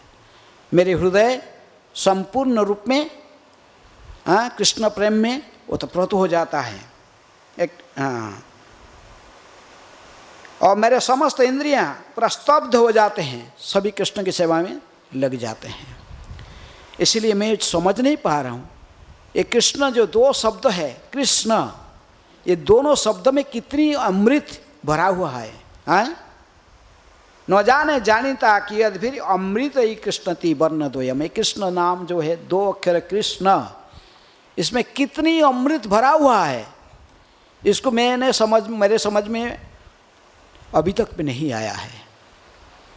जो रामानंद राय इस श्लोक को पढ़े, कहे कि यारे सर्वम भट्टाचार्य आदि सभी देखे, बोले कि हम तो नाम की महिमा बहुत सुने बहुत जगह से, लेकिन नाम की महिमा का सबसे श्रेष्ठ महिमा तो इसी श्लोक में प्रतिपादित हुआ है। एक कहकर इनकी भूरी भूरी प्रशंसा किए, महाप्रभु भी बड़ा प्रसन्न हुए रूप गोस्वामी की, और कहे कि ये नाटक में कुछ त्रुटि मुझे नहीं दिख रहा है, हैं? जो रामानंद राय कहे, इसमें तो सभी प्रकार परिपूर्ण, सभी दृष्टि से, चाहे ग्रामेटिकल दृष्टि हो, पांडित्य की दृष्टि हो, नाटक के नियम के अनुसार, ये सभी में पूरे स्पष्ट है। इसलिए इस प्रकार सभी लोग रूप गोस्वामी की रचना को देखकर बड़े प्रसन्न हुए, और तो उन्होंने जब रूप गोस्वामी को प्रशंसा करने लगे, महाप्रभु भी बड़े प्रसन्न हुए। रूप गोस्वामी को सभी लोग आशीर्वाद किए। महाप्रभु ने कहे, आप लोग सभी मिलकर विशेष रूप में इसको आशीर्वाद करो रूप को, क्योंकि उनको ही यही मुख्य सारे छः गोस्वामी की यही इनके नेतृत्व करके ये वृंदावन के कार्य को मैं जो कार्य दिया है, रूप तीर्थों को उद्धार करना, मंदिरों के निर्माण करना और ग्रंथ के प्रणयन करना, ये सब कार्य ये संभालेंगे रूप गोस्वामी कुछ दिन रहा, बहुत कुछ लीला तो सारे सीमित समय में नहीं कहा जा सकता, तो इसलिए तो अभी रूप गोस्वामी वहाँ से फिर महाप्रभु से विदाई, महाप्रभु जो बोले कि वृंदावन जाओ, फिर वापस आए वृंदावन। वृंदावन में आकर सनातन गोस्वामी को मिले। सनातन गोस्वामी आ चुके थे, वृंदावन पहुँच चुके थे, या कि वृंदावन में सनातन गोस्वामी को मिले। और ये उन्होंने अपने जहाँ पर रहते थे रूप गोस्वामी को आप देखें, कहाँ, राधा दामोदर मंदिर में, राधा दामोदर मंदिर में, वहीं पर रूप गोस्वामी के भजन कुटीर और समाधि आज भी हम दर्शन करते हैं। तो वहीं पर रूप गोस्वामी रहते थे। कई जगह रूप गोस्वामी अवश्य भजन किए हैं वहाँ पर, और 13 कदम जाओगे तो नंदगांव में, वहाँ पर ही रूप गोस्वामी का भजन कुटीर वहाँ पर भी है। तो इस प्रकार रूप गोस्वामी जब रहे यहाँ, बाद में जीव गोस्वामी आकर उनको मिले।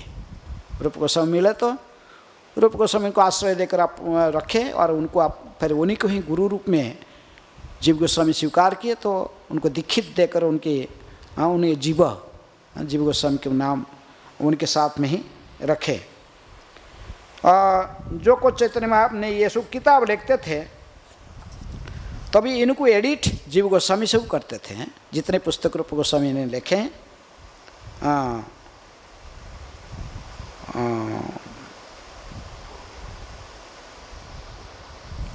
तो जीव गोस्वामी रहकर एडिट करते थे। तो जब ये रूप गोस्वामी वहीं पर वहाँ पर, तो उस समय राधा दामोदर नहीं थे, रूप गोस्वामी ही स्वहस्त में अपने विग्रह निर्माण करके इनको सेवा के लिए दिए थे। किसको? जीव गोस्वामी को। और जीव गोस्वामी के जो विग्रह, इनके नामकरण स्वयं रूप गोस्वामी रखे हैं। क्या? राधा दामोदर। राधा रमण का नाम भी रूप गोस्वामी ने नामित किए। जब वो प्रकट हुए सालग्राम से, सभी वैष्णव लोग पहुँचे, वो बुलाए, तो फिर रूप गोस्वामी को ही कहे कि इनके नामकरण कर दो।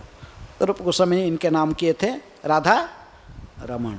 इसी प्रकार वो राधा दामोदर विग्रह, लेकिन ये मूल विग्रह ये कोई का कहीं नहीं, जयपुर में है राधा दामोदर मंदिर, वहाँ भी है। क्यों? रूप गोस्वामी जो हस्त में निर्माण किए थे, वो तो इतनी बड़े विग्रह जहाँ हम देख रहे हैं वृंदावन में, तो उन्होंने, लेकिन ये कहते ये ओरिजिनल है, वो लोग बोलते वो ओरिजिनल है। वहाँ पर छोटे विग्रह है राधा दामोदर के। तो विग्रह को निर्माण कर जीव गोस्वामी सेवा करने लगे, और रूप गोस्वामी के वहीं बैठकर किताब लिखते थे। एक बार सनातन गोस्वामी आकर देखे क्या लिख रहे हैं, रूप देखो, चेकिंग किए, तो देखिए कि वो चाटू कुसुमांजलि एक किताब लिख रहे थे। उसमें ऐसे ही वर्णन कर रहे थे कि वो जो राधा रानी के जो बेनी है, ऐसे नागिनी के साथ, नाग, काला नाग जैसे ही हिलते डुलता है, राधा रानी जब कि बेनी ऐसे ही सखी के साथ में जो कभी कभी चलती है, थोड़ा क्षिप्र गति से कोई झूलते, उसके नाम, इसकी बेनी भी वो नागिनी की तरफ दिखाई पड़ता है। सनातन गोस्वामी के थोड़ा सोचे कि ये कैसा एक रचना क्या है, हैं? उनको उपमा देने के लिए और कुछ नहीं मिला है।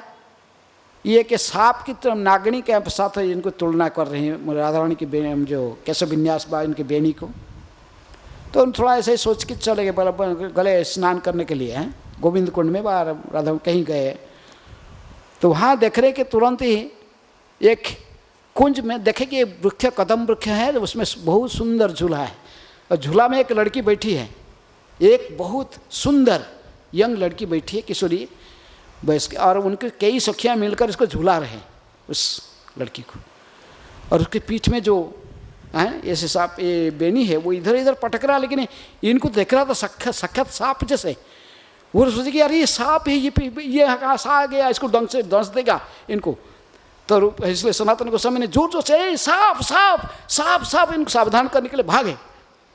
भागते हुए तो तुरंत ही सारे लीला अंतर्हित हो गए, सारे लड़के, और दूल्हा वहाँ पर कुछ नहीं था। अर्थात इनके सामने प्रकट होकर देखो, तुम जो डाउट करता था किसकी रचना में? रूप गोस्वामी की रचना में। रूप गोस्वामी कोई त्रुटि उनकी रचना में नहीं होता है। वो मेरा स्वयं रूप मंजरी है, जो कुछ लिखेगा, जो देखता है वो लिखता है, वो अपने मन से ऐसे नहीं लिखती।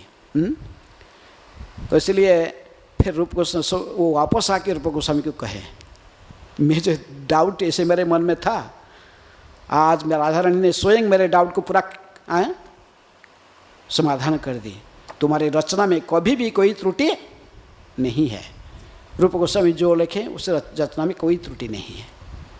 इसलिए प्रभुपाद जी ने हमको 2 पुस्तक दी है। रूप गोस्वामी तो कई रचनाएं हैं, लेकिन आगे कहेंगे इनके जो मुख्य मुख्य रचना है। तो इस प्रकार वो दोनों ने रूप गोस्वामी को कहे। रूप गोस्वामी एक दिन जब टेर कदम में रहते थे, तो रूप गोस्वामी टेर कदम में रहते थे, तो उस समय सनातन गोस्वामी भी नंदगांव में रहते थे। नंदगांव में पावन सरोवर के किनारे सनातन गोस्वामी की भजन कुटीर आज भी है, तो वहाँ रहते थे। तो एक दिन सनातन गोस्वामी के आविर्भाव तिथि था, जन्मदिन। तो रूप गोस्वामी यहाँ बैठे, सोचे कि मेरे बड़े भाई का आज जन्मदिन है। जब ये प्रधानमंत्री रूप में थे बंग बिहार उड़ीसा के नवाब हुसैन शाह के दरबार पर, कितने लोग, कितने बड़े बड़े सब गिफ्ट लेकर, उपहार लेकर उनके पास आते थे। आमे इनके लिए कितने बड़े फीस्ट बनता था, बड़े हैं, बहुत 56 भोग 100 आइटम बनता था इनकी फीस में, पर कितनी हजार लोग आकर आनंद उठाते थे। तो आज हम जंगल के बीच में हैं, लेकिन मेरे बड़ा भाई के जन्मदिन में कुछ ना कुछ तो इनको थोड़ा कम से कम अच्छा भोजन तो इनको खिला पाऊँ, कम से कम स्वीट राइस तो खिला पाऊँ। ऐसे सोच बोले, फिर बोले कि अरे ये क्या सोच रहा हूँ मैं, जंगल में कहाँ से हमको मिलेगा स्वीट राइस, कहाँ मिलेगा। ऐसे सोच के फिर चुप हो गए, मौन हो गए। फिर आपने कुछ लिख रहे थे, लिखना कार्य में लग गए।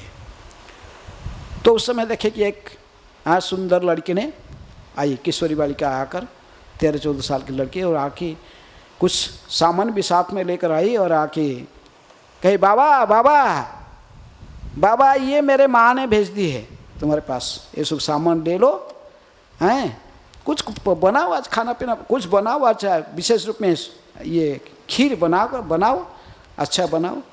रूप गोस्वामी तो लिखते व्यस्त थे कि क्या रे लाली, मेरे को समय नहीं है, मैं बहुत बिजी हूँ, अभी इतने सारे है नहीं, मैं अभी कुकिंग करने का टाइम मेरे पास नहीं है। और बोले कि अरे ठीक है बाबा, मैं ही खीर बना देती हूँ, मैं ही कुकिंग कर देता हूँ, तो अपने लेखा व्यस्त रहो। कुछ समय बाद प्रस्तुत करके खीर रख कर कहेगी, बाबा मैं जा रही, मेरे माँ डांटेगी, मैं तुम ऑफरिंग करी खा लेना तुम्हारे है। चला गई। कोई तो तब तक तो बैठ के लिख रहे थे। सनातन गोस्वामी जब आए थे, इनको ध्यान उस तरफ आया। बड़े भाई को देखकर प्रसन्न हुए, इनको प्रणाम किए, और तभी इनको ध्यान आया इनके जन्मदिन है और ये सब खीर बना के गई थी वो लड़की, देखिए खीर बना कर रखा हुआ है। इनको ऑफरिंग कृष्ण को अर्पण करके फिर बड़े भाई को सनातन गोस्वामी के पास लाए, इनको दिए। सनातन को आश्चर्यचकित हो, ये जंगल के अंदर में ऐसा खीर, इसको कहाँ से सरंजाम मिला है? और ये खीर का जो सुगंध फैल रहा है, ये कोई साधारण खीर नहीं है, भौतिक जगत के नहीं है। वो देख रहे थे, बोले कि खीर तुम कैसे बनाया रूप, कहाँ से सरंजाम सब लाया? तो रूप गोस्वामी ने कहे कि ऐसा ही मैं थोड़ा सा मन में भावना आ गया था, आज मेरे बड़े भाई का जन्मदिन है, कितनी उनको स्वागत होता था, कितने सारे फीस्ट बनता था, हजारों लोग आनंद लेते थे। आज जंगल में है तो कुछ खिला नहीं पाया।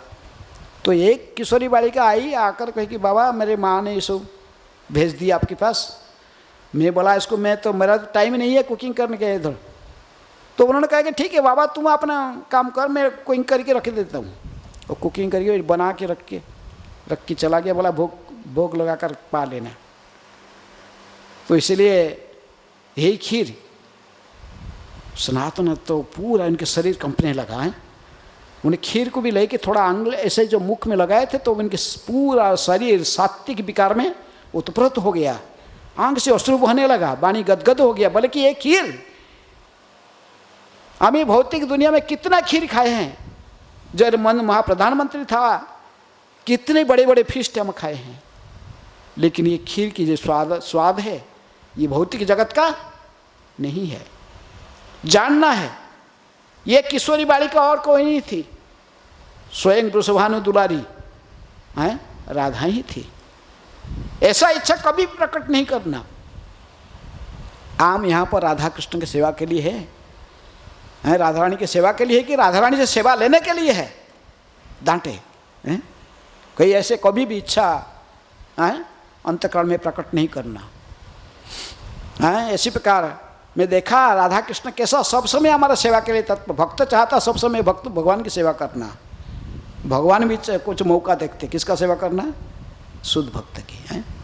प्रभुपाद जी ने पूर्ण प्रयास किया कृष्ण का कीर्ति को पूरा विश्व में प्रचार करने में, तो उससे भी सारा जगत भी पहचान लिया। किसको, प्रभुपाद जी की कीर्ति भी, जहाँ पर कृष्ण की जय जयकार होता है वहाँ प्रभुपाद जी की भी जय जयकार होता है। इसी प्रकार तभी हम देखें रूप गोस्वामी ने प्रयास किया है कृष्ण की कीर्ति को फैलाने के लिए। तो उन्होंने देखे कि बोले मैं देखा था राधा कुंड के किनारे पर भी देखा था, वो रघुनाथ बैठकर ऐसे धूप में भजन करता है और उसको राधा रानी अपने साड़ी का पणता इसका ऊपर धारण करके छतरी की तरफ उसके धूप से रक्षा करती थी। कृष्ण स्वयं धनुष बाण लेकर कहीं पानी, 2 बाघ पानी पीते थे मैं देखा, और कहीं आप आ जाएंगे भगवान स्वयं वहाँ चौकीदारी काम करते थे। ये क्या चल रहा है? हमें इधर राधा कृष्ण की सेवा के लिए कि राधा कृष्ण हमारा सेवा करते हैं, डांटने लगे। तब से रघुनाथ दास की घटना के बाद तो कुटिया बना के रहने लगे। बोले हमें कम से कम कुटिया बना के रहेंगे तो भगवान राधा कृष्ण को इसमें तकलीफ नहीं पड़ेगा हमारा सुरक्षा के लिए। और तुम ऐसे इच्छा प्रकट नहीं करना रूप कि राधा रानी आकर हमारे लिए कुकिंग करके चले जाए, हैं? तो उसे सनातन गोस्वामी को डांटे। आज भी जो जाओगे टेर कदम में वो बाबा है उधर देता है, हैं? रूप गोस्वामी के पर प्रत्येक दिन वहाँ भजन कुटीर, वहाँ पर खीर भोग लागती है, खीर देते बताइए, हैं? राधा रानी ने इसे बना के दी थी खीर, हैं? तो भी तो इस प्रकार बहुत कुछ है बोलने के लिए, लेकिन अभी समय भी हो रहा है। तो इस प्रकार जब भी रूप गोस्वामी के आप कई लीलाएं होते हुए हम आज केवल थोड़े मुख्य आपको कुछ बताएं, उसकी उनकी रचना के ऊपर भी चर्चा करें, क्योंकि आगे जीवन का आज लाइफ का हिस्ट्री का बताना कंप्लीट करें, काल से शिक्षा के बारे में फिर चर्चा करेंगे।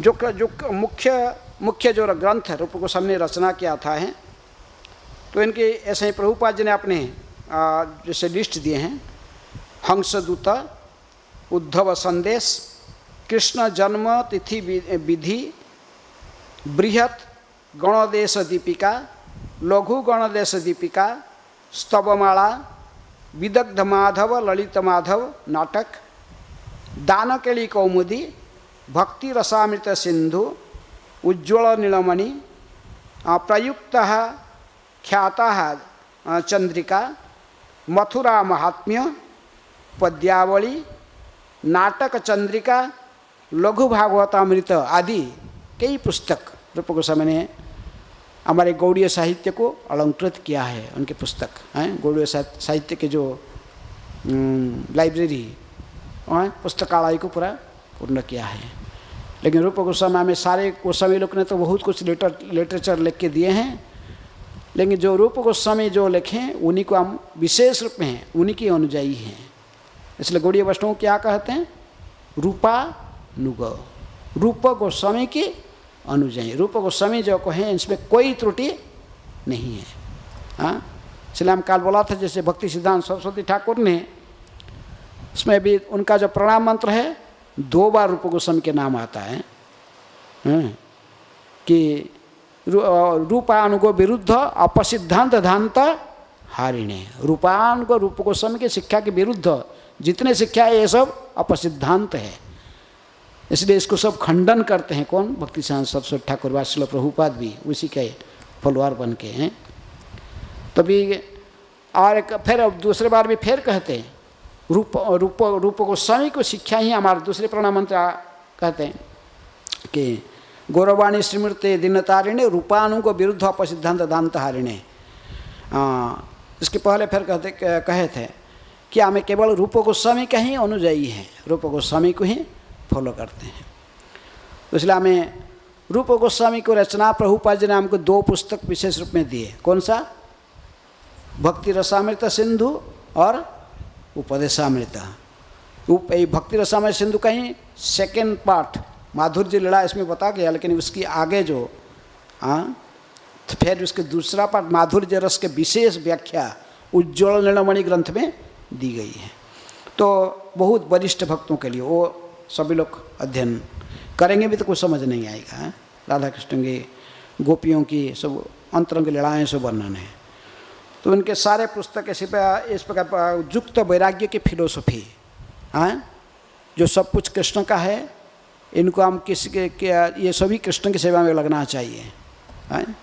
उसी को आधार करके हम, नहीं तो साधु लोग पहले कैसे रहते थे, बस आंठू तो कपड़ा पहनते थे, और वह कुर्ता भी नहीं पहनते थे, ऐसे पास उतर ऐसे कपड़ा ऊपर रख डालते थे, पूरी वैराग्य वेश, जैसे सड़गुरु गोस्वामी की पिक्चर आप देखे हो, साधु लोग कैसे धारण करते थे। केवल ये रूप गोस्वामी ने कि युक्त वैराग्य को आम फॉलो करते हुए व उसी को अनुसरण करते हुए भक्ति सिद्धांत सरस्वती ठाकुर ने सबसे पहले ये सब पहनना सिखाया। भक्त लोग को धोती पहनना, कुर्ता पहनना, प्रचार के लिए सब जैसे आपको जितने आवश्यक सजावट करना, भक्ति सिद्धांत सरस्वती ठाकुर के ही पहले कार में चढ़े थे। उन दिनों में कार नहीं था, पूरे भारत में 10 कार था, उनमें से एक कार था किसका, भक्ति सिद्धांत सरस्वती ठाकुर का। प्रचार के लिए उन्होंने सब जो सिद्धांत को उन्होंने रूप गोस्वामी के सिद्धांत को लेकर, युक्त वैराग्य के सिद्धांत को लेकर स्थापना किए धरा पर।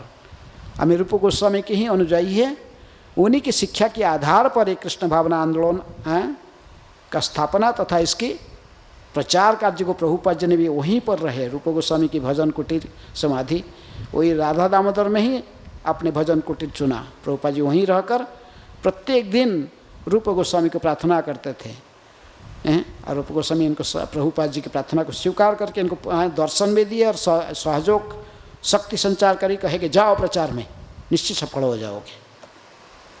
तो हम सभी उनकी चरण में ऋणी है। किसके चरण में? रूप गोस्वामी के चरण में। रूप गोस्वामी की शिक्षा ही हमारे लिए उसी को उदाहरण के समय हम अनुसरण कर सकते। अन्य गोस्वामी के सभी तो चैतन्य महाप्रभु की कृपा पात्र होने पर हम सभी को अनुसरण नहीं कर सकते हैं। हमें रघुनाथ दास गोस्वामी को फॉलो नहीं कर सकते। कर सकते हैं? एक दोना के छाछ पीकर 48 घंटा बिताना दिन रात, 1000 दंडवत राधा कृष्ण को 2000 दंडवत वैष्णव को, ऐसे जैसे रघुनाथ दास गोस्वामी करते, इसको इसे वैराग्य आचरण करना संभव नहीं है। व अन्य गोस्वामी की विधि भक्ति, सनातन गोस्वामी के, इसको भी पूरा फॉलो करना इतना आसान है। हरि भक्ति विलास के जो नियम सब है इसको हम पालन नहीं कर सकते हैं। तो इसलिए जैसे हम पालन कर सकते हैं इसको, जैसे रूप गोस्वामी ने अपने भक्ति रसामृत सिंधु में जो लिखा है, इसी को ही प्रभुपाद जी ने हमको दिया कि उसी को हम फॉलो करें तो तभी भी हमें वही कृष्ण की चरण को प्राप्त करने में योग्य बन जाएंगे। रूप गोस्वामी की मार्ग को, विधि को यदि हम फॉलो करेंगे तभी कृष्ण को प्राप्त कर पाएंगे। और रूप गोस्वामी स्वयं रूप मंजरी है, चैतन्य महाप्रभु के मन की अभीष्ट को जानने वाले हैं और इसको इस धरा पर प्रतिष्ठित किए हैं। श्रील रूप गोस्वामी प्रभुपाद की जय। श्रील प्रभुपाद की जय। अभी किसी कोई प्रश्न है? 10 मिनट रखे प्रश्न के लिए। कालाम कक्षा में रूप गोस्वामी के शिक्षा बा चैतन्य महाप्रभु को जो शिक्षा रूप गोस्वामी को दिए, काले उसका विस्तार जो समय होगा तब थोड़ा उनकी साहित्यिक कृति और काले उनकी शिक्षा विशेष रूप में चैतन्य रूप गोस्वामी को जो चैतन्य महाप्रभु शिक्षा दिए उसी के ऊपर क्लास काली होगा। तो आप भी केवल मुख्य रूप में केवल उनके जीवन का ही, रूप गोस्वामी के जीवन के ऊपर ही आज क्लास को आधारित किया गया। तो कोई किसके बताएगा? कोई अन्य कोई प्रश्न है तो किसी की?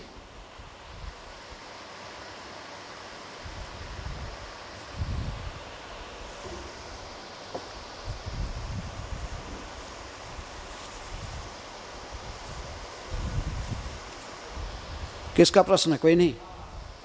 बोलो।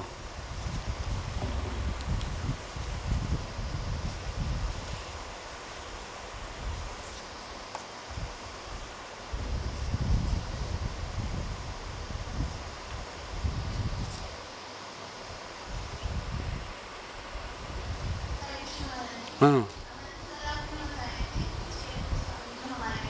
हाँ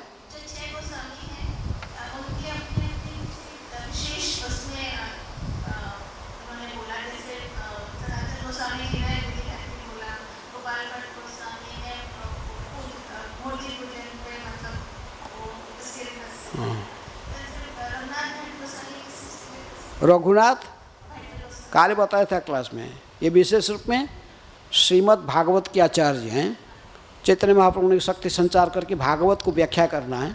भागवत को कई राग रागिणी के साथ गाना, उन्हें कई रागनी से गा सकते हैं। एक एक श्लोक को कई जगह में ऐसे में पढ़ा कि लगभग 13 अलग अलग राग में गा सकते थे भागवत के श्लोकों को, और इनको व्याख्या करने में निपुण थे। मेरे को बताया नहीं, मुख्य के आज से कंप्लीट होता कि तो उसी को चैतन्य ने रूप गोस्वामी की जो मंदिरों को निर्माण करने में जो उन्होंने चैतन्य महाप्रभु कहे थे, तो उन्होंने ही ये तो बहुत बड़ा विषय छोड़ गया था।